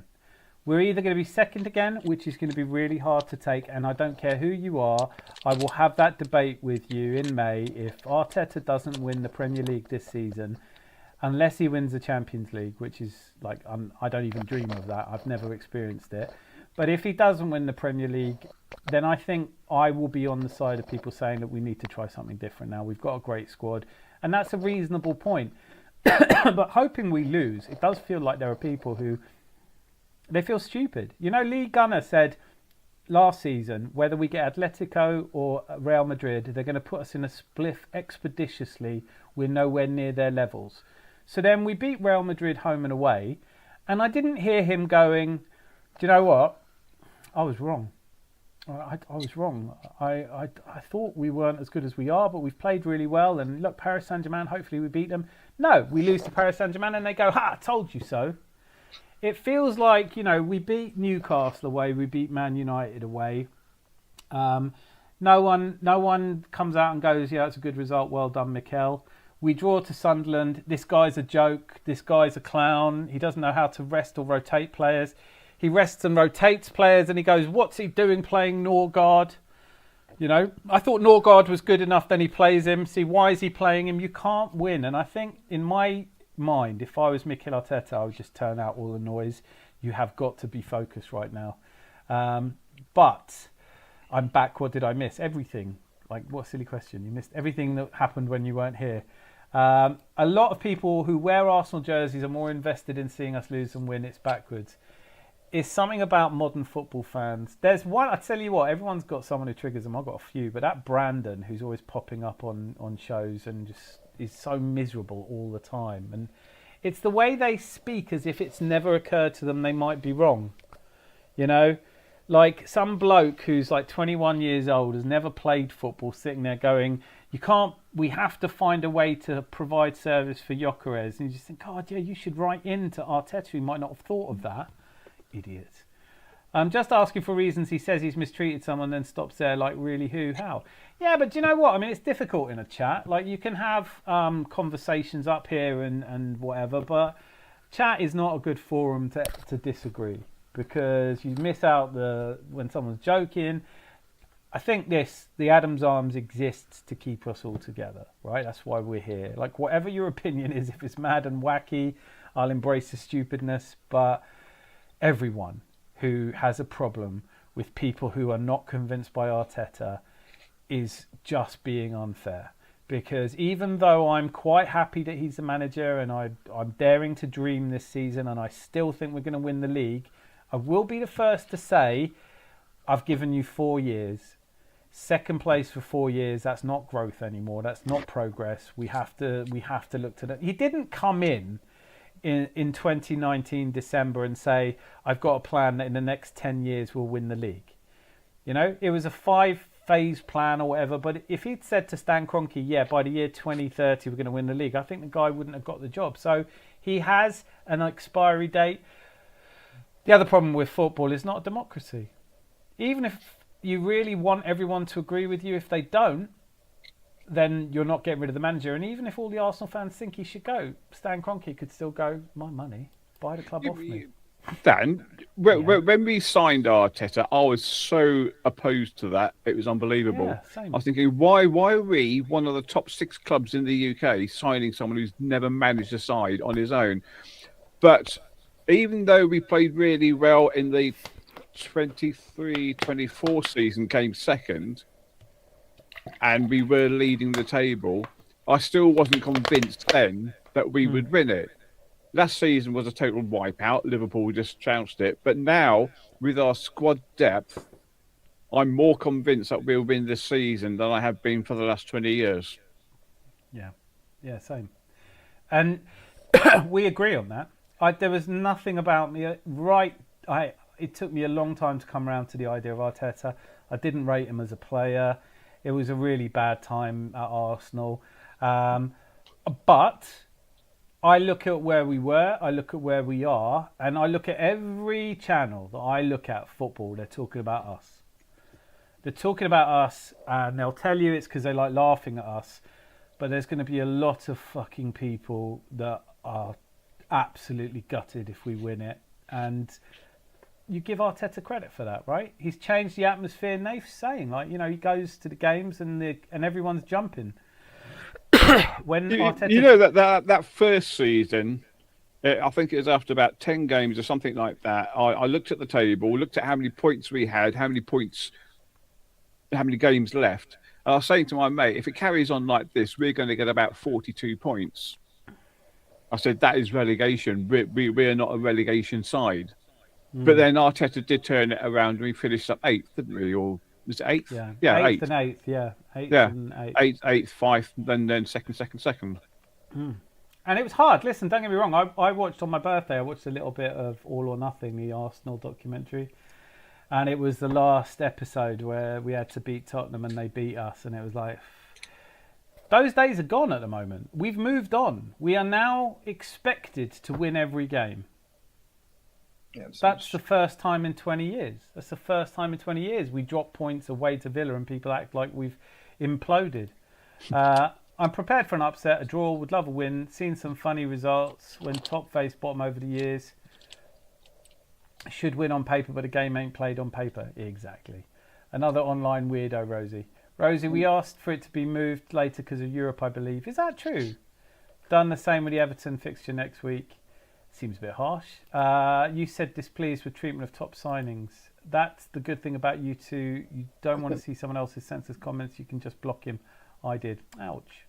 YouTube! I should really pull over. I asked what signing. You said top one subjective. Oh, Rudestow, who's your preferred starting 11? That's a good question. They remind me of Spurs fans. They'd rather see us lose so they can say, I told you so. Utterly pathetic. Scroll up, Rosie. You'll see where it took a dive. Everyone okay? Context is lost in text. Very true. I'm an American. I watch other sports. My teams are shit, so I need Arsenal to do well this season. Wizards 3-19. Yankees are shit. Are they? Capitals okay. Commanders are also super bad. It's tough, isn't it? It is tough when your teams aren't great. Just be a glory hunter. Just pick Madrid. What up, Mel? Ancelotti. Well, I know. Ancelotti went to Everton at the same time we signed Arteta. There was justified outrage. Listen. This channel began after a conversation with my brother. And we were having a conversation, and it was at the time when Ancelotti was in the top 4 with Everton and we weren't. And he was saying, why didn't we get Ancelotti? And I was agreeing with him. I was saying, yeah, I think Ancelotti would have been a great... Why have we ended up with Arteta and Everton are going to end up doing great things? And I was wrong. I've lost count of the number of times I've been wrong, tell you the truth. I mean, Zanzi, what you were saying about not wanting Arteta, I was right there with you. And now I'm like, well, I could be wrong. I don't hear that enough in football chat. After the FA Cup win that season where we were looking likely to be in a relegation fight before Emil Smith Rowe got minutes, Project William season, that was when I thought Arteta needed to be sacked. Same. I think most of us did. Oh my God, these players! Some of these players are giving me PTSD. William. Oh. Yeah. Well, I like David Luiz, right? I will say that, but like he was bozo settings. Players, worst player under Arteta. People always come. Do you know what? I'm going to do a video on it this week coming up because I'm sick to death of people talking about signings he's made that have been flops that we sold for more money than we paid for him. You know? Like they say, Marie was a terrible signing. Really? We spent £4 million on him. Who? You can't get a sausage sandwich, Pablo Marie. No, but Mari. All right. Sorry. God, your pronunciation's terrible. I was pissed, but I didn't throw my toys out of pram. It's not coincidence. Every ex-player, current players, pundits, ex-managers, current managers, all highly rate him. You saying you know better. That's it, isn't it? I think you can find yourself in a. Listen, if you're prepared to think I could be wrong. I think Arteta's not the man, but I could be wrong. As long as you can say I could be wrong. I'm so on the fence. I'm a mid-gooner, I guess you'd call it. I just don't care. Arteta's got... Like, I want Arteta to be so successful at Arsenal, they put a statue outside the ground. You know? I want there to be a statue of him because all I give a shit about is can we win the Premier League and the Champions League? Can we win the Premier League and or the Champions League this season and do it again next season? And for 3 or 4 years, can we just live in the sunshine? Any more than that is a dream. You know, teams don't last forever. Look at a Man United now. They're a banter club. for most of us, certainly people my age and Zanzi's age, like Man United were just a title-winning machine. Can I just say Ben and Zanzi are really holding their fort? Right, I'm going to go for... You two hold the fort. I'm going to go for a wee. I'll be back in a minute. Oh dear. Sandy, can I ask you a question? I wanted to You ask. can. Do you think if we had Gabriel and Saliba against Aston Villa, we would have won? Yeah, oh yeah, undoubtedly. I think because I don't know. I think maybe Gabriel scams a set piece or we go up. I like because I was listening to a show during the week, and people were like trolling us because we always say squad depth. And then they were like, we were giving it. The Arsenal fan on the panel was given the excuse that if we had our two central defenders, we would have probably won against Villa. And they were like, but wasn't it because we said squad depth? So when our central defenders supposed to be replaceable? And he was trying to make the further point that no matter how good the center backs we have are, they're never going to replace Gabriel and Saliba because these are two world-class center backs. I think they're world-class. I can say they're world-class now. And he made the further point that most of our reserve defenders would start for most Premiership teams. What do you think? Yeah, I mean, if we...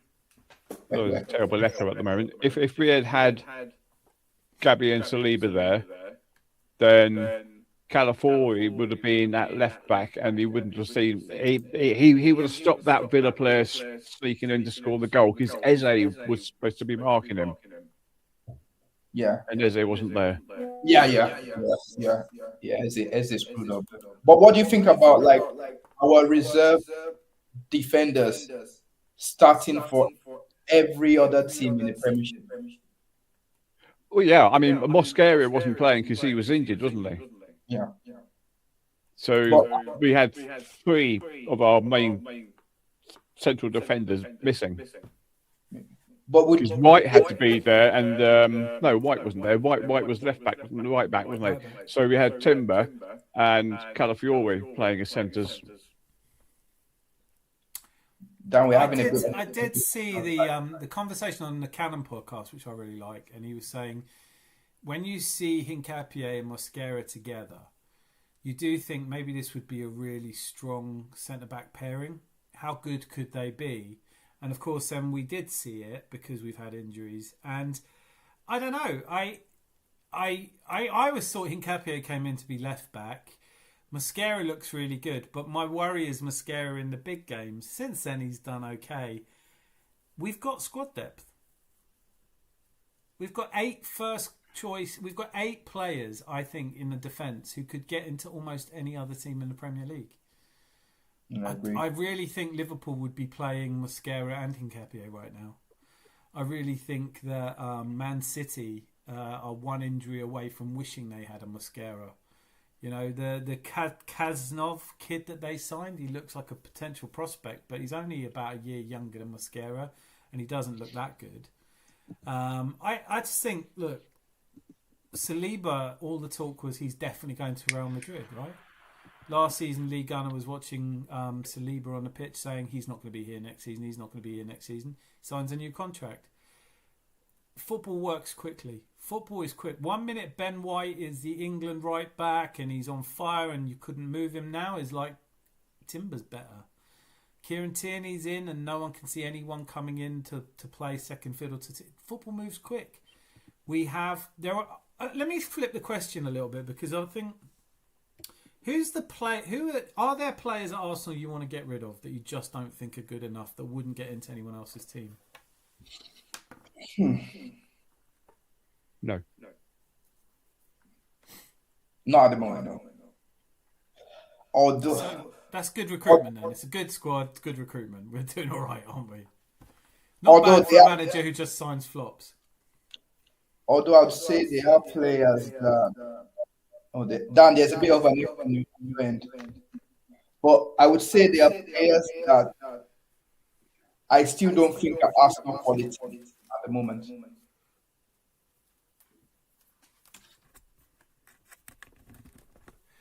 Hopefully that helps if there's an echo. Yep. Yeah. I would say that there are players that they are not consistent enough. They quality wise they are, but consistency they are not consistent enough to be Arsenal players. I would say. Some. Well, I think it could be Noni Madueke, could be that. But then I want to point you back to the 2004 where Pascal Sigan was in the squad. Oh my God. Not everyone in a squad is going to be, 97, 98, Gilles Grimondi. Like, you know what? Like, we need good players in a squad. But not everyone's going to be FIFA settings. And Mikel fixed Carlo sideways twice. Fair enough. I want a statue of every player that touched grass when we were in the quad. Quad loading is got to be a t-shirt, Boy Tendio. I absolutely love it. I'm just not sticking my neck out on a quad just yet. Mana says, I was wrong about Marino and Madueke. Hopefully I'll be wrong about Arteta. Brilliantly put. Thank you for saying that. Thank you. Because I don't see that enough. I don't see enough people saying I was wrong. Although I'm not quite sure about Madueke yet either. Although... Sorry, go on. I remember playing Chelsea at the Emirates. I think we beat them 5-1 or 5-0. 5-0. And I remember Madueke being their best player. Yeah. And I was like, okay, yeah. I always knew he had something. His end product was a bit iffy. My apologies, this season will probably go to Trossard because I don't know what he's done. Like, I don't know what he's done to himself, but he seems like a different player. I was at the end of last season, I was like, we need to get rid. And when they offered him the new contract, I was like, okay, then we're not going to get Eze. So I was annoyed. I was annoyed. I was like, you need to either get rid of either Trossard or Martinelli. And we got both of them. And I'm like, oh, we're not getting Eze. And the way Trossard has transformed himself, I have to apologize to Trossard. I'm 100% in agreement with that. I was very much in favour of just letting Trossard go. I bit the bullet and said I love Martinelli, but he has to go because he is 2 bad seasons. There's too many, and I was so far I was wrong. I never really had strong opinions about Mikel Merino because I didn't hate. I love what he's done up front. Utility player. Yeah, and squads need them. A guy that'll come in and play wherever you want him to.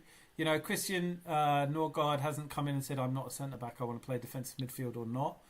Zubimendi, a lot of people are saying he's shit. I go with my eye test and I say, I really like him. I'm not an expert by any stretch of the imagination, but I really like him. Jose with a great question here. Does anyone think the full sleeve kit, authentic kit tops have elevated Martinelli's game? Probably. Only elevated his game in the Champions League, but I wish he did the same in the league. Yeah, mate. Yeah. Well, I don't know, man. Yeah, look, when we play in Champions League, these teams come at us, and I don't know why. I just don't. It's a matter of time, but Dan, it's a Champions League, and they are champions. It's a Champions League, so there's not going to be teams that are going to be playing like Brentford or Wolves in the Premier League. Well, I think Brentford would batter Club Brugge, if I'm honest with you. But I tell you, yes, you're right. It's the attitude. It's like whether you're playing Girona or you're playing PSV, they're used to being in possession. They're used to attacking. They don't really adjust well to in front of their home fans. They're not going to just sit back. I think you're absolutely right. Hincapié clears the ball at Villa and it probably ends a draw. Yeah, it was a mistake. I still, Zandian, I know that Gary, when he did his show, he was saying something. Odegaard was pretty bad at that Villa game. I mean, he wasn't getting stuck into tackles. He let the ball run past him. Yeah, I don't think anyone at the Villa game really played as well as they can do. Yeah, no, fair. It was just a bad game for the whole team, really.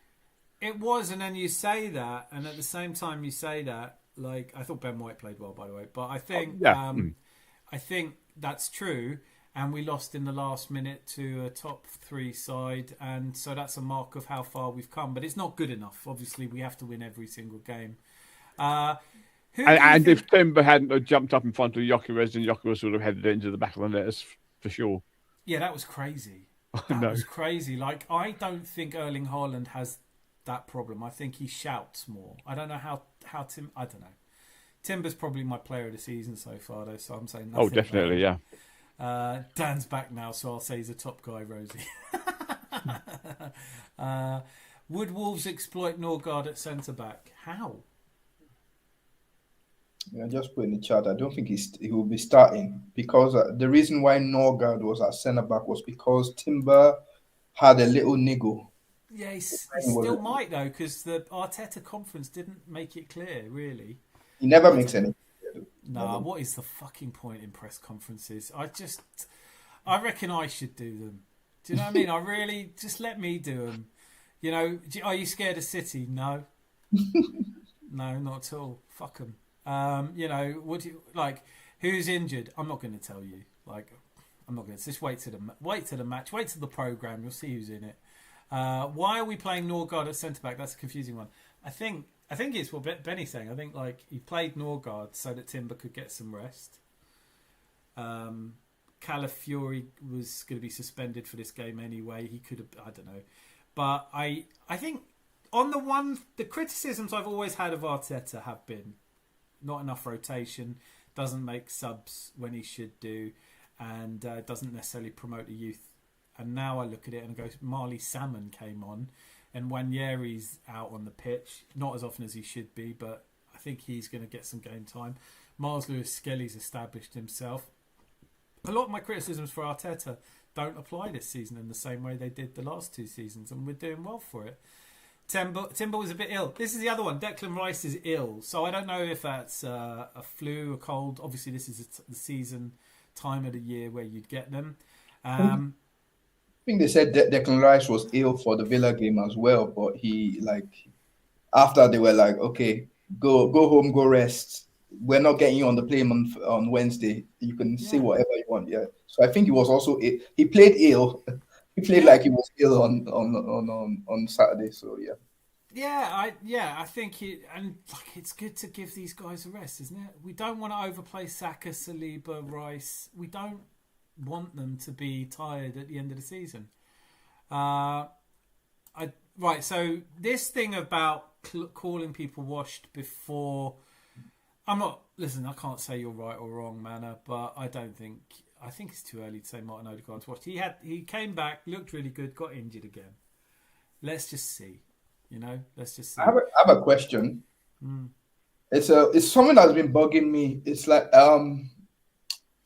and Zandy, you can also answer as well if you want. Thank you. It's this Nwaneri thing. It's this Nwaneri thing. Like people keep saying, I know he's young, he's from the Hill End, he's talented, he has to play. Yes, I get it.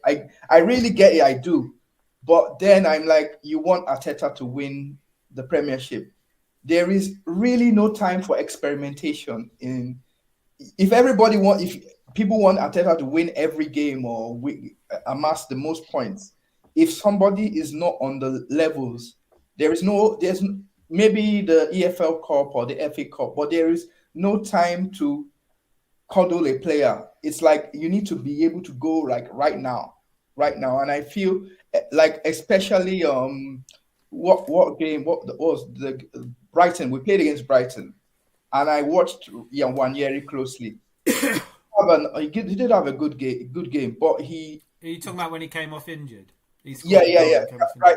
Brighton. Yeah, he wasn't coming back. Same thing with Miles. He kept getting bossed off the ball by Baleba. Like I'm not saying he's not a Premiership caliber player. He's a good player, but in terms of like trying to take the 10 role from Odegaard or Eze, there's still some way to go, isn't there? Surely. Yeah, I think you make a really good point. But the only thing I would say to that is, as you were saying that, it reminds me a lot of the Phil Foden issue at Man City, when in the years when Phil Foden was 18 and he wasn't getting a lot of game time and people complained, said he should be loaned out. And Pep had a plan, and Pep's plan was let this guy come through, and he was outstanding. There's been problems with Foden since, but he exploded in the treble season. You know, he was instrumental in winning them the league the season after. So maybe that's what Arteta's planning with Nwaneri. Maybe he's just not seeing what. I am surprised at the amount of game time Nwaneri's had, because he hasn't played in some of the games. Like he just hasn't had the minutes. Miles Lewis-Skelly hasn't had the minutes now either. But I think people are very quick to say Odegaard is washed. There's the Gluminati will tell you that Saka's never going to be the same again. He's a broken player. And then you watch him score a miracle goal against England. You go, if that's him washed, that'll do. He's good enough washed. Do you know what I mean? Like, I don't know what else to say. I think there's a lot of people who grew up watching FIFA, not football. And they think that players play 10 out of 10 every game. It's not that. It's not that at all. Back-to-back pots season before last, Odegaard washed apparently. Yeah, you know what? Player of the season. Best player against Villa, washed apparently. Just needs to release the ball quicker. The only thing I'm going to say about Odegaard is I like him. I've always liked him since we loaned him. I have a lot of time for players who are technically gifted and have a great pass in them. But his pass map is side to side. When Eze plays in that position, is a lot more forward thrust. And so now you've got this question of which of Odegaard and Eze is better in that position, but that's the position that Nwaneri's been signalled for. So no wonder no wonder Nwaneri's not getting as much time. With what Ben said about Nwaneri, I think at the moment he's third in the line behind Eze and Odegaard. Yeah, which is fair, but right? I'm going to ask another question tomorrow. Now, my preference is Eze instead of Odegaard to start. Yeah, me too.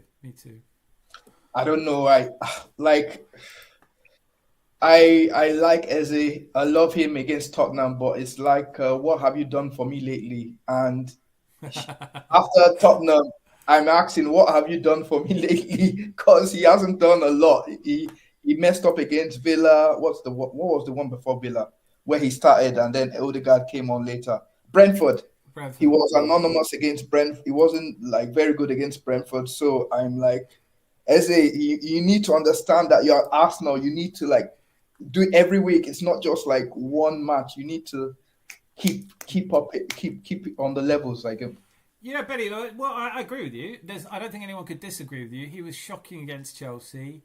He didn't play well against Brentford. He was anonymous against Villa. And all of this after he assisted in the game against Bayern and wasn't amazing. But he was a 10 out of 10 against Tottenham. He's been with us for 3 months. And I think I think you hit the nail on the head. I think there is something about the transition from being a Palace player to an Arsenal player where you just don't get weeks off at Arsenal. You know, it's a good squad. If you don't pick up the pace, then behind you is Martin Odegaard, the captain. And then behind him is Nwaneri, and I love that.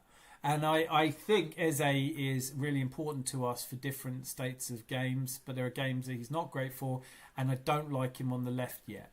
Don't know if it's a long-term problem or not, but Eze is new to the club. Madueke is new to the club. All of these players, they're still settling into what life at Arsenal is like and the extra pressure that comes from the top of the table. Eze's never been in the top of the table battle before. You know, regarding Odegaard, how well do you rate he played against Club Brugge? Because I didn't really see an awful lot from him. Didn't see him, no. I find it really difficult to criticise him. He played okay. But again, you know, it's when you look at his passing, it's out to the wings. I know there isn't, and we're playing Gyökeres, but he's not finding Gyökeres. Gyökeres had a howler. Zubamendi was great. Martinelli was great. Madueke was great. And David Raya was outstanding. But everyone else was good or okay. You know, no one else really stood out. Right, so let me go through some of these comments. We've got brilliant people in the chat. His first 2 years, he had an absolute shit to work with. Putting teams together takes time. This isn't Football Manager, save for fuck's sake. I wish it was. We'd have won the league last season. His goal against Donnarumma was class. There's a player in there. Yeah, Martinelli, man. Like, come on. Like, you know what I mean? Like, his goal against Club Brugge, his goal against Donnarumma. I think you said it best, Benny. Like, we all... Like, who really thought this was going to be Martinelli's season, you know? I put Arsenal defence for this week's Fantasy Premier League. I've taken my Arsenal defence out because I think Wolves are going to score 5. Imagine if they do. I'll clip this. Miss Molina says Hincapié deserves more recognition. In my opinion, he's doing a job unnoticed. Yeah, totally. But now you've noticed him, so that's that done. No, I agree. He's been outstanding. I really like him more than Mosquera. Hope the rotation in defence fucks up your fantasy Premier League, Chris Nix. Clockender says the unbeaten run was a baby monkey on our back. We've had a little wobble. It's over. We now crack on. Do you know? Thank you for saying this because it reminds me. The one thing about losing to Villa is like some teams. Liverpool lose a game and then they lose 6. Chelsea lose a game and then they lose, you know, a handful of them. Man City have lost 4 games all season. We lost against Liverpool, then went unbeaten for 18. We lost against Villa and bounced back with a 3-0. You know, like I think we're showing that we don't dwell on setbacks. How does everyone else feel about that? Yep, I agree. Yeah, I think it's Arteta has instilled the thing in them where it's like it's just I think and the way he also talks now is a bit different. And the way the players talk, it's just like next game is the most important game. I think he said that a few times. The next one is the most important game. Always the next match. So there's no looking ahead, no looking at what City is doing, no trying to dwell on what we could have done better this game. Just next game is the more important one. Yeah, they are saying the right things. There's one thing I've noticed which is really unusual. It's never happened before since I've been an Arsenal fan. I don't know how I feel about it. I think questions of faith and religion are best avoided at all kinds of times. But Jesus talking about God, Noni Madueke going, you know, praising God and Jesus. Everyone talking about how Jurriën Timber comes to every game of the Bible. I feel a little bit uncomfortable. I'm not sure how to feel about this. You know, we are a multicultural, cosmopolitan side, and William Saliba's Muslim, you know, like we have all faiths and all religions, traditions and creeds. There's people who believe in God and there's people who isn't. I feel like it's I don't know if it's like something that's being engineered because it brings team together. I'm divided on this subject because I'm not used to it. So when someone says praise to God for my performance today, I feel like I don't really get how religion has anything to do with the North London derby or the Bayern game. I just, you know, I'm not sure God's watching that much football, whoever, you know. But how do we feel about that? Is it good? Just like, do they believe that they've got God on their side and they're going to go forward? Or is it just a weird kind of moment in football that I just didn't see coming? I think I can answer this, Dan, because I'm Nigerian myself and I know Noni, Saka, Eze, they all have like Nigerian backgrounds. So it's a very huge, it's a huge thing in the Nigerian society of having a religious upbringing. So like I can understand it. Like it's not, people don't try and get carried away with it. It's just kind of like a cultural thing. But what I would say is I'm not really, I don't go to church every Sunday. For me, I'm kind of like not as deeply now that I'm like a bit older. But what I would say is if believing in a deity makes it easier to motivate yourself and get up on Saturday to go and like perform, I'm all for it. It's not like, yeah, I agree. Listen, I agree. And I know that absolutely, my friends, Nigerian friends, there is more of a community. There is more of a church-going community. Yeah.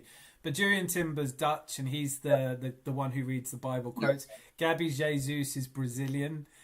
So it just feels like this has coalesced at the same time, and I don't have an opinion. I'm finding it hard to process because, like you said, I have very good friends who are very religious, and it doesn't come up in conversation that much. You know, they don't get a promotion at work and say thanks be to God. You know, it's just that they might feel it, and it might be true. I'm not here to disagree with people's religion. For God's sakes, I would never do that. You know, but I do think it's the first time I've heard it, and it started for me with Noni Madueke in the interview saying, "I want to thank Jesus Christ," and I just thought, you're coming across a bit weird now. You know what I mean? Like, I don't want to hear that Jesus gave you the offside decision, or like, you know, that's just. It's a cultural thing. It's like I wouldn't put too much on it. It's a cultural thing. Yeah. No, I think I agree with you. Now this is good. There's conspiracy talk from Jose here. Mel and Declan ill at the same time. What have you been up to, Mel? Glad you're on the mend. Still have a really bad cough and a stuffy nose. I thought Norgard was the obvious next man up when Mosquera went down for the Brugge game. I didn't see that coming. Maybe I can mess up Arsenal season by spreading my flu at the hotel they stay at. Yeah, Lasagna Gate. Out of everyone, hand on heart, it's Ethan for me. I'd give him a loan. Slightly overrated in my opinion. The fans absolutely love him though. I'm getting ESR vibes. Ooh. I don't know. He's a bit better than ESR. I think he's a lot better than ESR. I'm going to disagree with you, actually. I think. Really? I can't. Really? No, I can't say that. Like when I saw ESR, I saw him. I went to the Emirates for a Europa League game, and my brother and I went, and he was like, and I was like, Emil Smith Rowe's playing. He was like, is he any good? And I was like, I think he's brilliant. I've been a massive fan of the Croydon De Bruyne, but it didn't work out for him. I think Wanyeri is good. But I haven't seen enough of him. Dan, ESR can't get into the Fulham team. Yeah, this is a fact. I'm not going to disagree with facts, right? Like when we let him go, I thought it was a terrible mistake. When Arsene Wenger let Paul Merson go, it was a terrible mistake. But in the end, the event proved them right. I think when you're saying that Emil Smith Rowe hasn't made it Fulham, I have to hold my hands up and say he has not fulfilled the potential I expected of him. And based on what I've seen of him at Fulham, even though he did score a great goal, even if it was offside, against, you know, like if you can't get in the Fulham squad, you're probably not an Arsenal player, you know?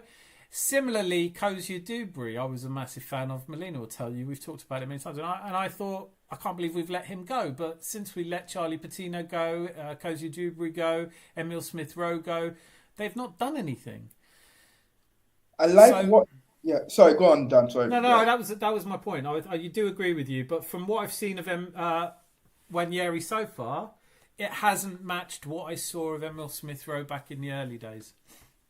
I like what is going on in the youth team right now, and the youth setup right now. I think before we were very, very hesitant to let players go, and now we are actually promoting the youth.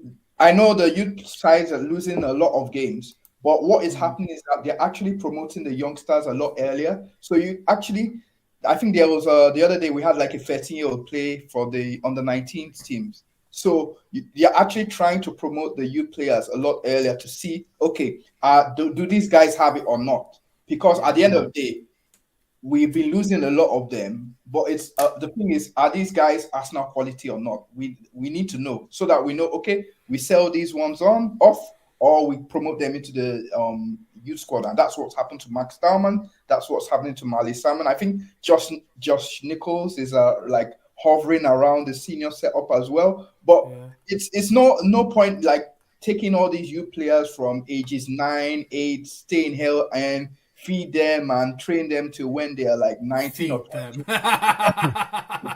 I love it. Take them off the streets. We feed them. We're like like the Artful Dodger and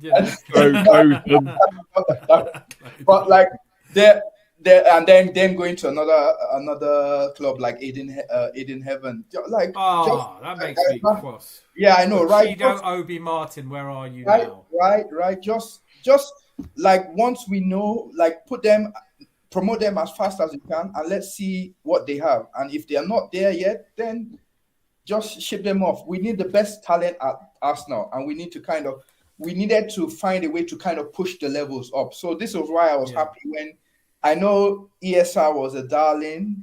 I know Cosby Dewberry was a darling, but they were not at the level at what we want at Arsenal. Yeah, and that's I find it very difficult to disagree with you, because I think the facts support your statement very well. And to touch on this youth thing as well, I really like your point about we are bringing them in and testing them more now than we used to, because when these players are on the bench and you're not seeing them, it's easy to get carried away with how great they could be. Meanwhile, though, at the age that Nwaneri is now, this question from Jose: how does Bayern's wonder kid, the 17-year-old, stack up? Lennart Karl, I've only seen him play 5 or 6 games. Shit, he's good though. He's good. He is good. And I think if it was Lennart Karl, he would be in our squad. Nwaneri isn't showing that in training. As much as there's a very large number of our fan base who don't rate Arteta and don't think he can spot a player, you have to give him some credit for bringing Miles Lewis-Skelly. They say, who has he improved? And you say, well, Declan Rice. Yeah, but Declan Rice is already good. Declan Rice has roughly scored twice as many goals and twice as many assists since he joined us from West Ham, right?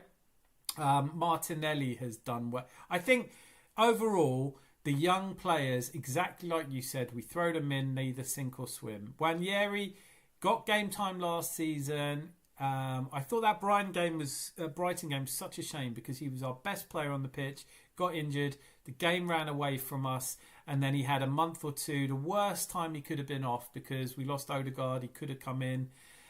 I don't know. It's too soon to say, but I still really like Ethan Nwaneri. I know when Sam Greenwood's been on before, we've talked about it. He's a big fan. I like the way he gets forward.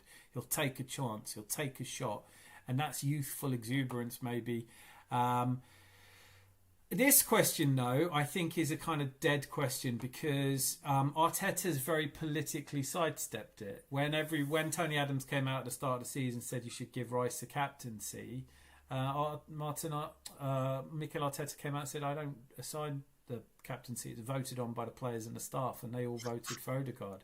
So you can't take it off him. But also, you're not going to swap captains halfway through a season, so it doesn't really make any sense.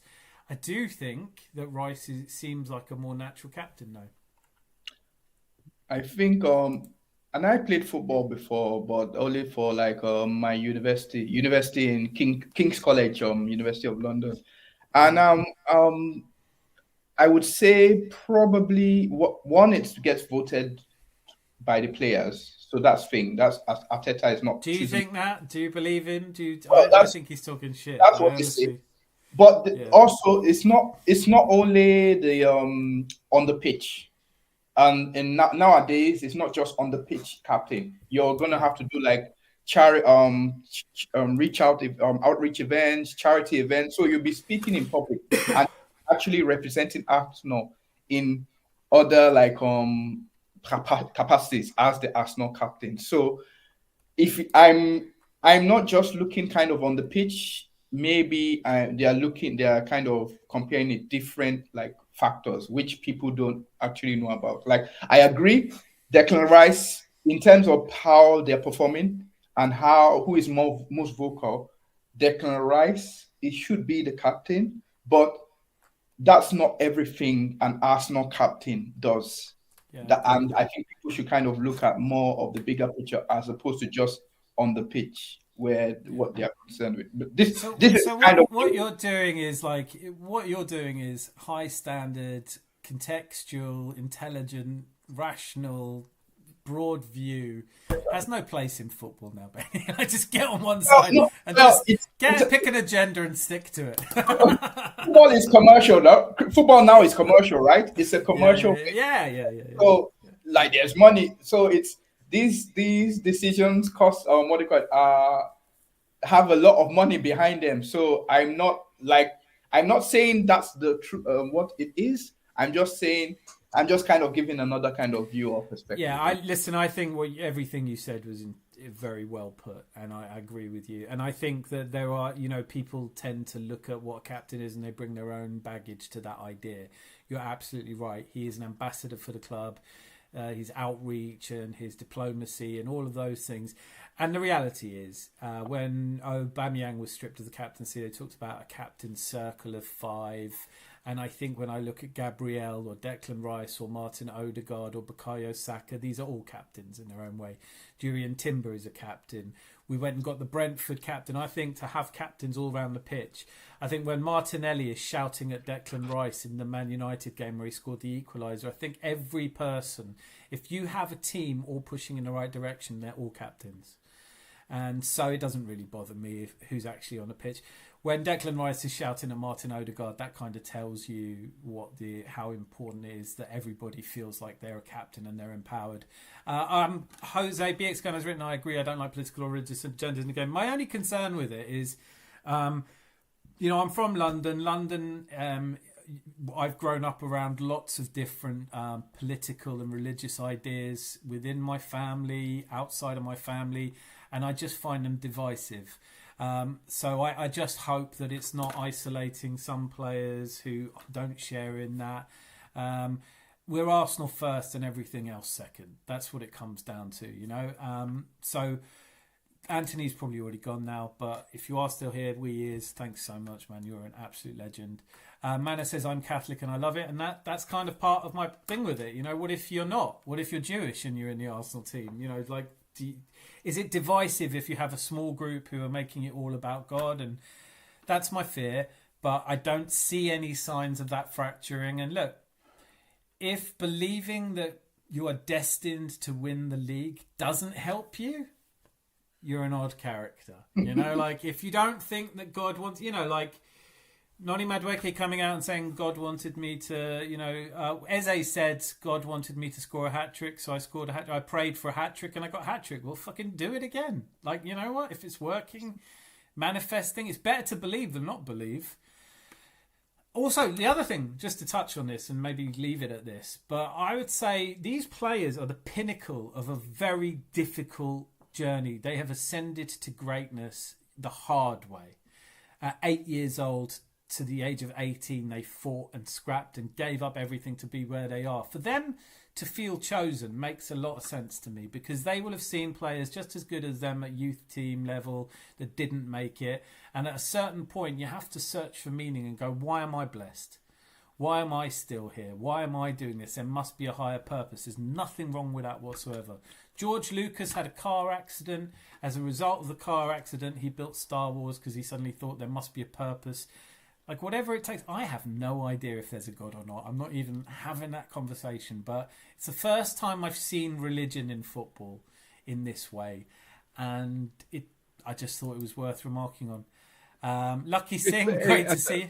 It's like Ricky Gervais when he's talking about the bloke who's got cancer and he's saying, I'm really religious and I'm praying God's going to help with cancer. He says, well, pray to God to stop the cancer, but don't stop the treatment. Yeah, pray, but get the treatment. Yeah, of course. Yeah. Listen, I think there is more to all of life. The one thing I've always felt is that whatever culture, anywhere in the world, there's always been a spiritual element.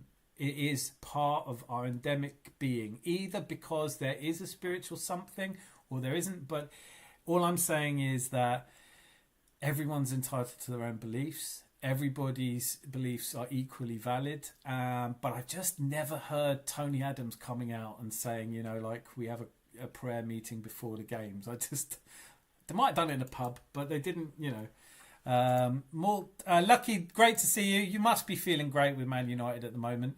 Mort Licky, Texas is quite a religious place, so nothing good about religion stuff. Irritating.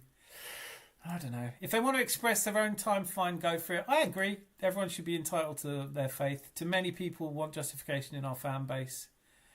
Man United fan base is a tough place to be anyway. It also has to do with Christians speaking up in areas that have come under attack. Listen, Jose, I see a lot of people talking about London and religion under attack. I live in London. I've lived in London for 40 years. I never saw it, man. We're a cosmopolitan. Everyone gets on, right? there's nothing more irritating than bigotry or intolerance of any kind. So, like, end of the day, we are all Arsenal fans, whatever else we are. Manchester United. That's why I especially like Timber, Saka, Jesus. I tell you what, I will say though, and I had a really good conversation about this a few years ago with my best friend, and we were saying, do you know what? I'm really glad, whatever the religion is, that Saka. We were talking about Saka at the time. He obviously grew up in a good family, with good principles and he is a good man. Like, he is a good, intelligent young man, and I don't think that his religion has not played a part in that. They can worship the flying spaghetti monster if it helps them play well. I couldn't give a hoot. I will be praying to the flying spaghetti monster clockenders, that's for sure. Virus has gone to people's minds. Wanyeri overrated? ? Don't know, man. Not yet, but I still, I don't know. I would actually pray to the KFC chicken burgers. Well, no, I wouldn't. I wouldn't pray for right. Yeah. I might not be joining you in that particular ceremony. I remember seeing Martinelli in the summer 2019 in Charlotte. Knew he was a star. I just love the guy. Why our club got virus? Because they just want new manager every 6 months. Yes, but that's modern life, isn't it? Everybody wants their team to win every game. It's a modern football fan wants a new manager every 6 months. Chelsea ruined football in that regard. They weren't the first. Boitendio, Aston Villa were doing it way before them. Doug Ellis had a new manager every 9 months on average. You can see, though, that it's not a good strategy because there are very few teams that have carried it off. The under-18 side is an under-16 side, effectively. That's true and very interesting. I think Ethan was more excited to watch in the academy. Ethan was scoring for fun from everywhere. Yes, he was. Bundesliga is much easier to play in than the Prem for a youngster. I don't see the value in comparing with Carl. No, you're right, and I do watch. I'm surprised at you, Benny. Like, how do you not watch in the Bundesliga?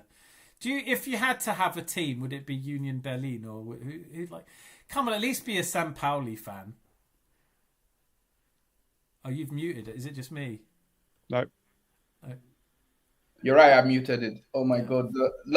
Every time the only time I know there's a league game on is when I can't catch the trains. Like last weekend I was in Dortmund, and the underground to the main station, because I was going back to Berlin, was rammed with fans. Like it was like an airport. It was like an airport. They had to let one train in, get the fans off the train, then the next one, and I was like, oh my! It's impressive. Schwarz-Gelb.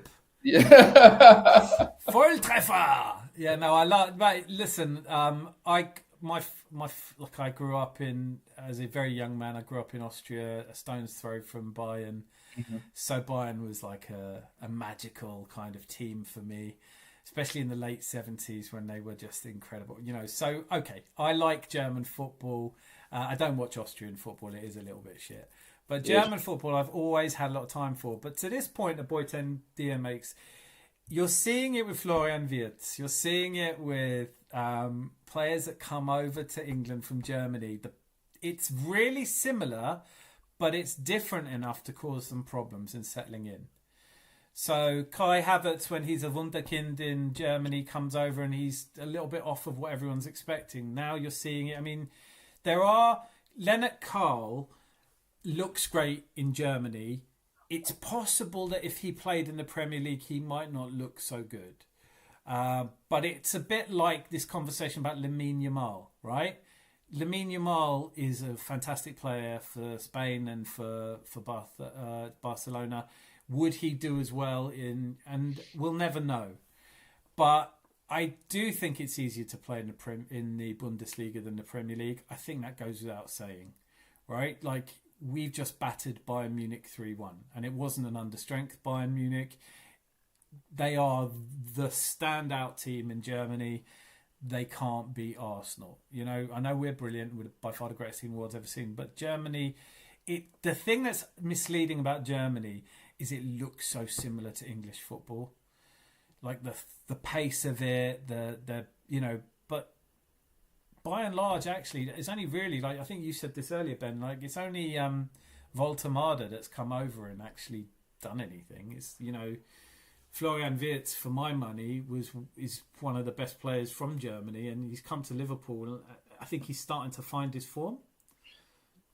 Yeah, the thing is, and this is what a lot of people don't understand. The money pumped into the Premier League is so much compared to the other leagues that we are able to buy so many good players and so many good facilities and so many good coaching methods that I'm telling you, the best, like most of the best players on the planet, I would say most of them are here because it's such a physical, energy draining, demanding league. In Germany, when you see them play in Germany, people get loads of time on the ball. Over here, it just isn't the case. And this is why a lot of players, when they come over, they struggle. It's the standard is so high, and you not only do you have to be physically fit, you have to be really, really technical. Like even the Wolves team that we're playing tomorrow,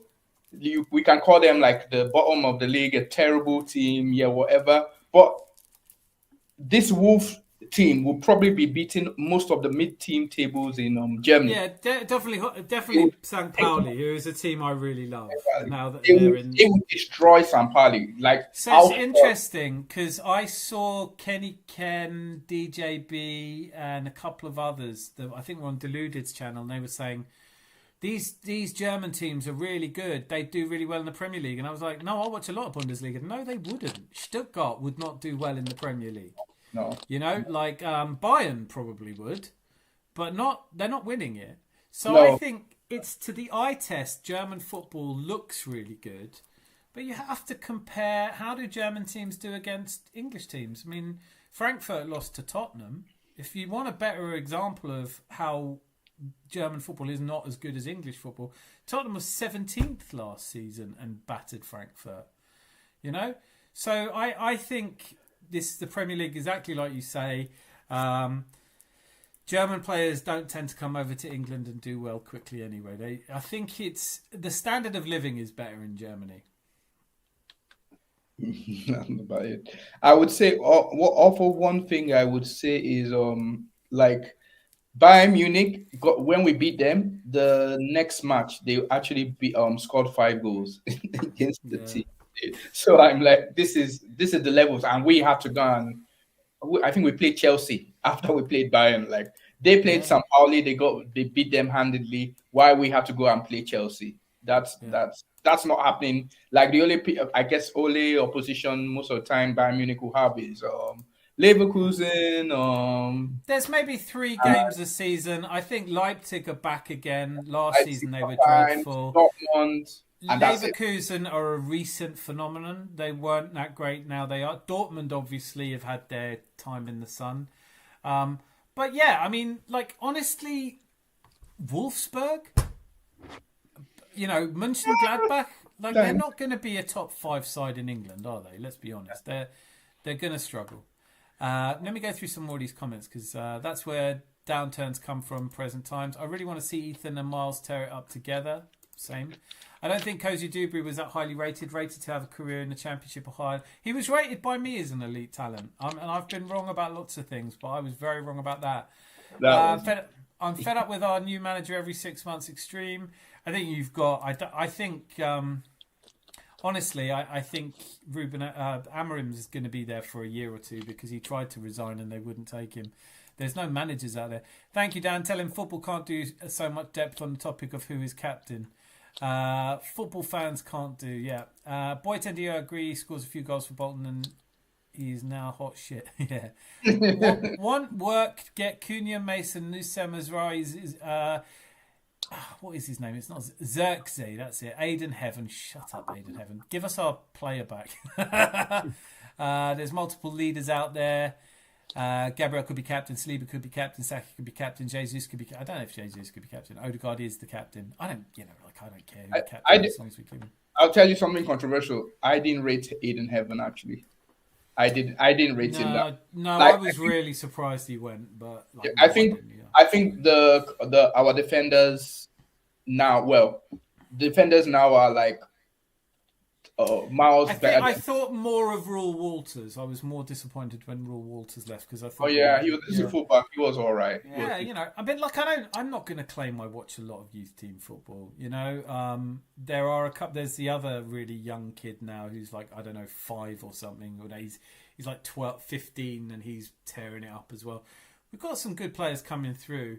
God is a constant of the human experience. Everyone becomes a believer when death is near. Not everyone.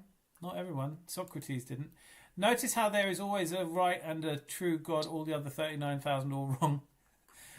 True. As a Hindu, we have get culture reset fair. This is the only thing I'm saying. It's just like, I want an inclusive club environment, right? Like, this is the thing.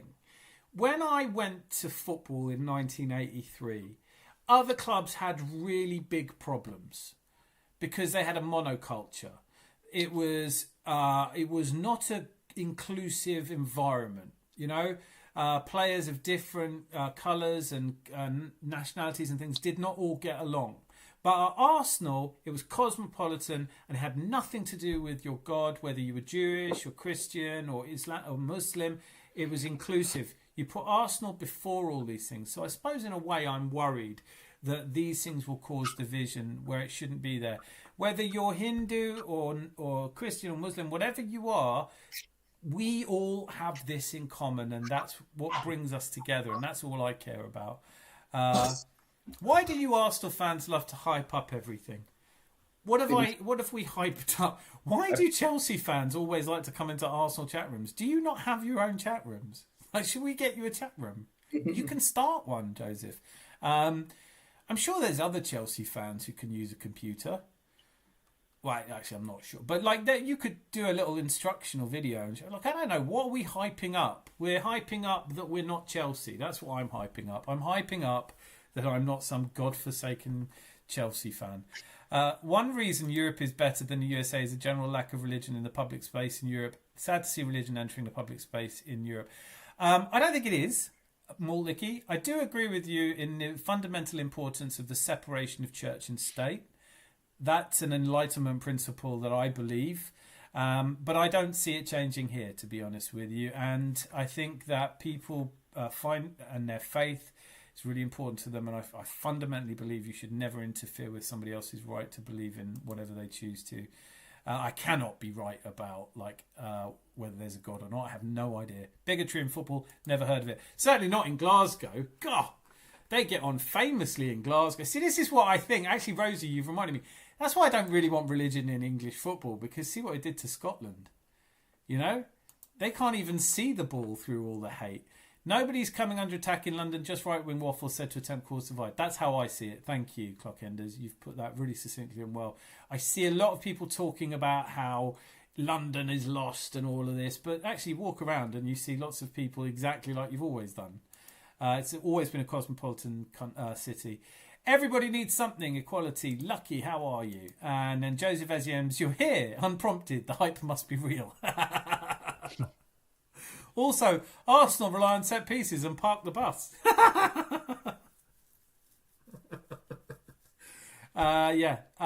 Chelsea fans are always great value. We do, of course, park the bus. Who was it originally? When was our last set goal? I don't know, but didn't Chelsea score a set-piece goal against us? Wasn't that their goal? Didn't they score from a corner? Am I making that up? Yeah. And wasn't it Jose Mourinho's Chelsea who invented park the bus? So, yeah, you're right. Parking the bus is just shit, and scoring from set-pieces doesn't count. So we beat you 1-0, and you're shit. Right, Joseph, you're welcome, but keep it respect. No, don't. Rosie, let him listen. This is the only chance he's going to get. The thing I would say this is my general message to all Arsenal fans. If you're being goaded, it's because they fear us. He's not jumped into a Tottenham Arsenal. He hasn't jumped into a Tottenham channel, has he? He hasn't gone on to a Man United or a Man City one. If they hate us, it's because they're wrong. And if you're going to make comments, back them up with facts. It doesn't need to. He's Chelsea. They haven't got any facts. What big teams have Arsenal beaten this season? Newcastle, Man United. How's that? Do you like that? Bayern Do you like what I did Munich. there? Oh, they're not big. Atletico Madrid and Bayern Munich are tiny. Shit show.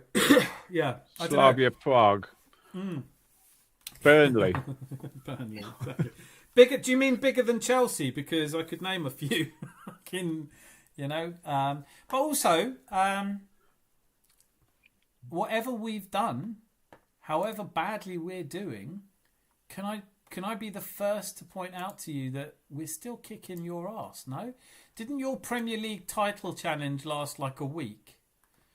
Wasn't it over in a week or something? Did I miss something? Are you taking solace from the fact that you're fifth, that you might qualify for the Europa League? Is that what you're saying? Have you lost 4 games this season? Yeah, all right, that'll do. But no, it is. I love it because Chelsea fans come into an Arsenal pub and start going, "You lot of shit." It's like, that's right. Notice I'm not in a Chelsea channel. Zanzi praying to the KFC chicken burger shows a man who has his priorities right. Oh yeah, shit! I forgot set pieces aren't part of football, are they? Park the bus. We don't know how to park the bus. We don't even have a bus. What are you on about?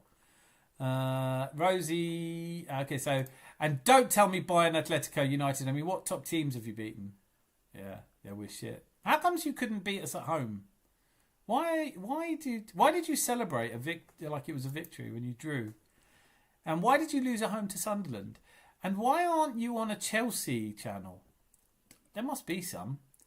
I'm cool. Fans want high standards, all backgrounds, but we have to be sensible too. True that. Joseph, you're starting to troll. This is your first warning, mate. He's been here before. I'm just saying my thoughts. He is literally just saying his thoughts, and he hasn't got many of them, so don't hate on him. It's too late to be arguing with people on the internet, Rosie. Fuck them. Just... I'll tell you what I'll do. I'll just ignore him.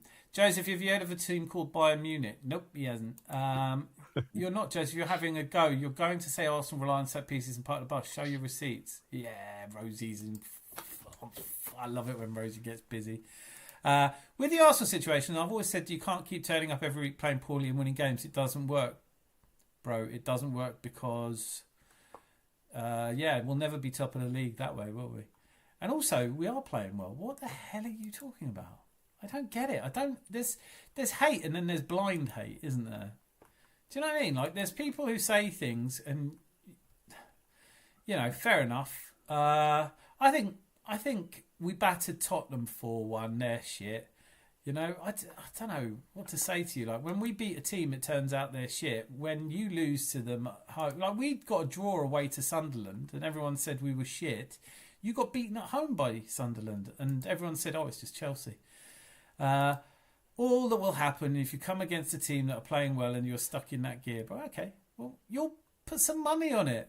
Put money on Chelsea to win the league. You'll be a millionaire. I have to admit, out of the 23 games we've played this season, we've only managed to win all of them, bar 3. So we are playing shit, aren't we? Not quite true, by the way. Of the 15 games we've played in the Premier League, we've won 10 of them. We did draw 3 as well. We drew to Sunderland, we drew to City, and we drew to... Oh, we've drawn 3 now, isn't it? Yeah, so... Yeah. So, I mean, but that's okay. There's a thing called a table. 23. Chelsea, look up. If you want to find out how we're doing, look up. Don't hurt your neck. Joseph, remind me who's top in the Champions League, who's top of the current Premier League, who's got the best goal difference in both. I'll wait. You've been waiting a while. Facts hurt, Chelsea fans. Joseph is taking some time to think about the shit he keeps talking. Don't fuck with Rosie. That's my message to you all. Jesus needs to bathe in holy water every day. He's looking good and really hoping he's found his groove again.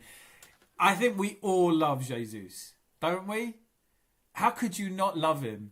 I mean, those cheekbones. No, I just think Jesus is, for me, it's such a shame he's been injured, right? Because the way he plays football is attractive. And I know he's not an out-and-out striker, but I don't really care. He does things other players can't do. And he scores goals other players can't score. I had to listen to somebody today saying, it was a Tottenham fan going, Richarlison's doing better than Gyökeres. And you were like, Richarlison scored 22 goals in the league for you in 5 years. You know how bad Gyökeres would have to be? He's only a goal behind Richarlison and Richarlison's best season. So, Right, I haven't seen what Real Madrid have done. I keep expecting them to sack Xavi Alonso, but I think he's staying for a bit, isn't he? Lol, down from older school, these things don't matter for the current generation. Joseph's back. I'm really happy with the way Arsenal improved under Mikel. Every year we seem to get better. Long may it continue. Yep, agree with you. These things being differences of religion. Bayern, you're all welcome to Manchester United channel. I might pop in there, actually. I'd love to next time we play. Zanzi, Burnley. Chelsea are still waiting by the door for Roman to come back with a milk. That's my comment of the night. Yeah, God, they miss him, don't they? The Chelsea title lasted approximately 67 hours. That's so true, Malt Mickey. I've never driven a bus in my life, to be fair, so I genuinely have no clue how to park a bus. Exactly. We're fucking shit, we're fucking shit, we're fucking shit, we're fucking shit, we're fucking shit. Meant to say that Chelsea title challenges lasted approximately 7. You did say it. I read it. I was watching these buses and truck drivers versus mountain roads videos. Insane. These drivers are insane. Mourinho could never. Are you sure you're American, Morliki Texas, speaking far too much common sense? Ouch. Fucking hell. Chelsea lost to Atalanta. I know, and I watched that game and it was great. It was great.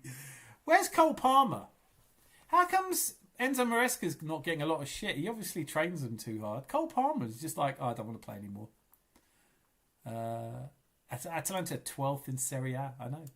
1-0 down, 2-1 up. Clockenders. There are islands of common sense even in Texas. I can't wait to go to Texas. I'm coming to Texas. I really want to go to Texas.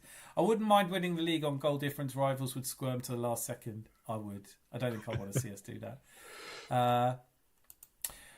Choddy Boy W60. Declan Rice has been performing at Ballon d'Or levels because he's played in a double pivot deeper.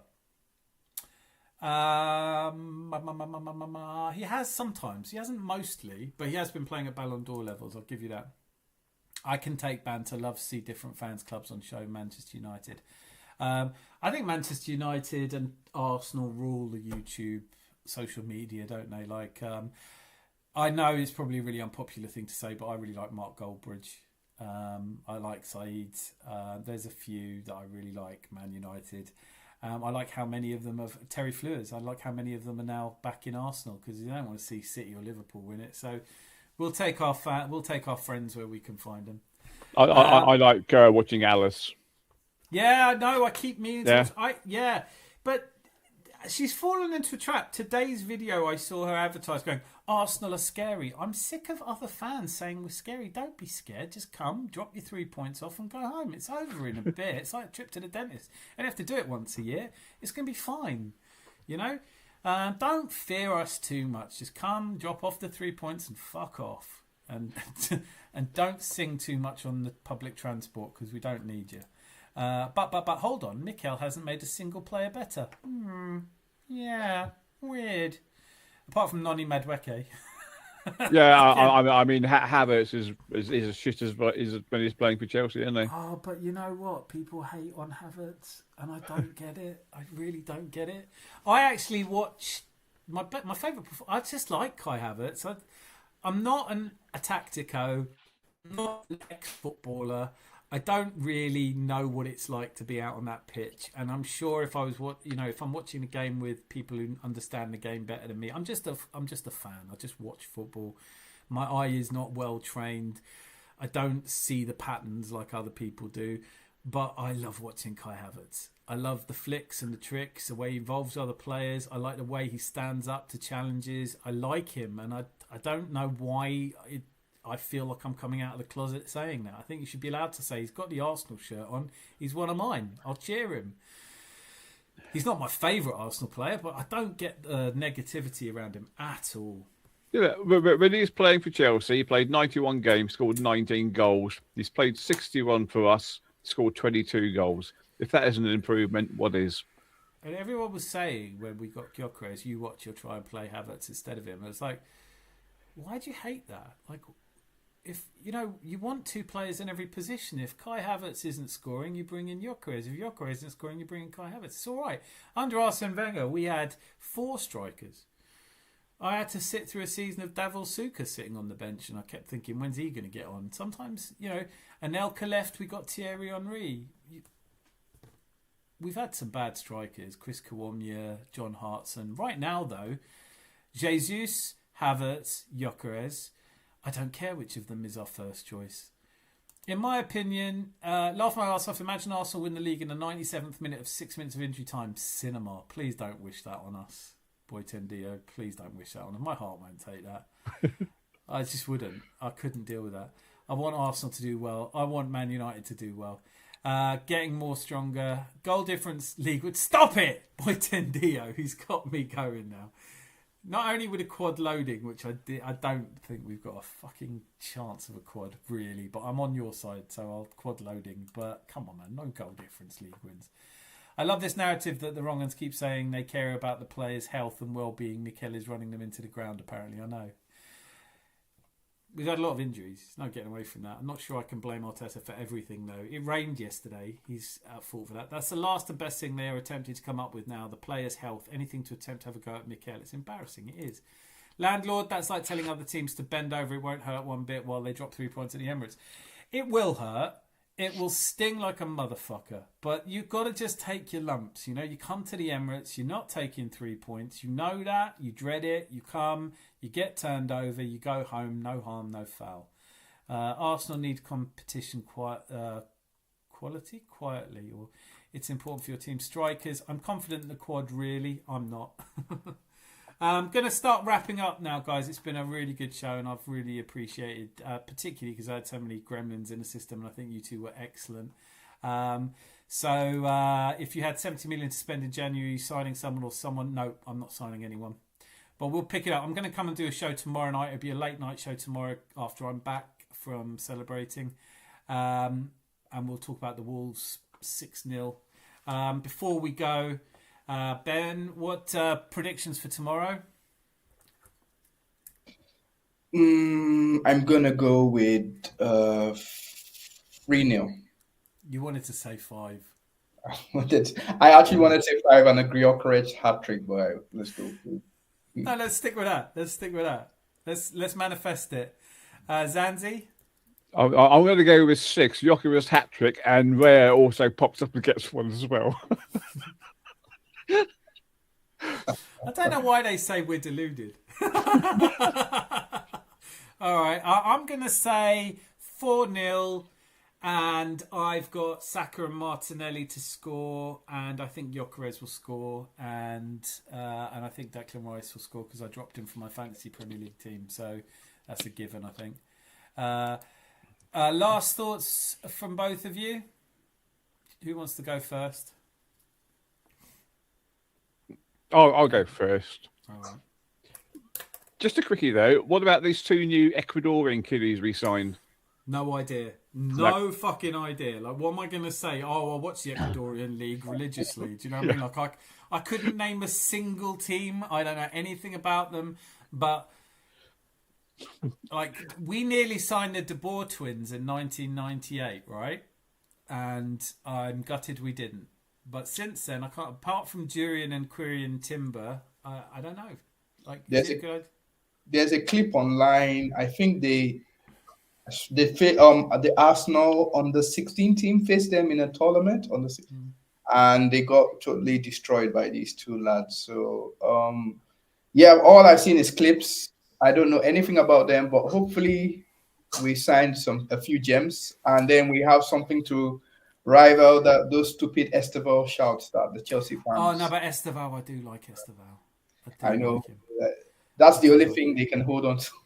Yeah. Then Esteval plays like shit, and they don't say anything for a bit, do they? They don't say anything. Exactly. I agree with you, actually. The thing is, last year, I remember, I think it was Miss Molina I was talking to about it, and we were talking about it. I want us to go and sign players I've never heard of. I don't want every season to be, do we sign Gyökeres or Šeško? I want us to be signing players I've never heard of, because I'd never heard of Martinelli, you know? And he's done all right. So, for me, life is good. Life is good. Football is something that's supposed to bring us joy and bring us together, and I feel like tonight we did that.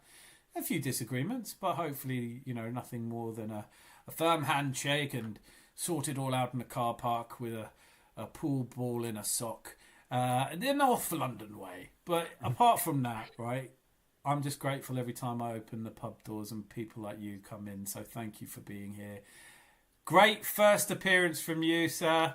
I hope to see you again often. Really enjoyed having you on. And Zanzi, you know I couldn't do without you. And by the way, I forgot to mention this, but thank you for the little happy birthday there. That was absolutely beautiful. I'm just sad you missed my singing, mate. At the beginning. I am too. And I don't know if you noticed that, but I said that with an abject lack of sincerity.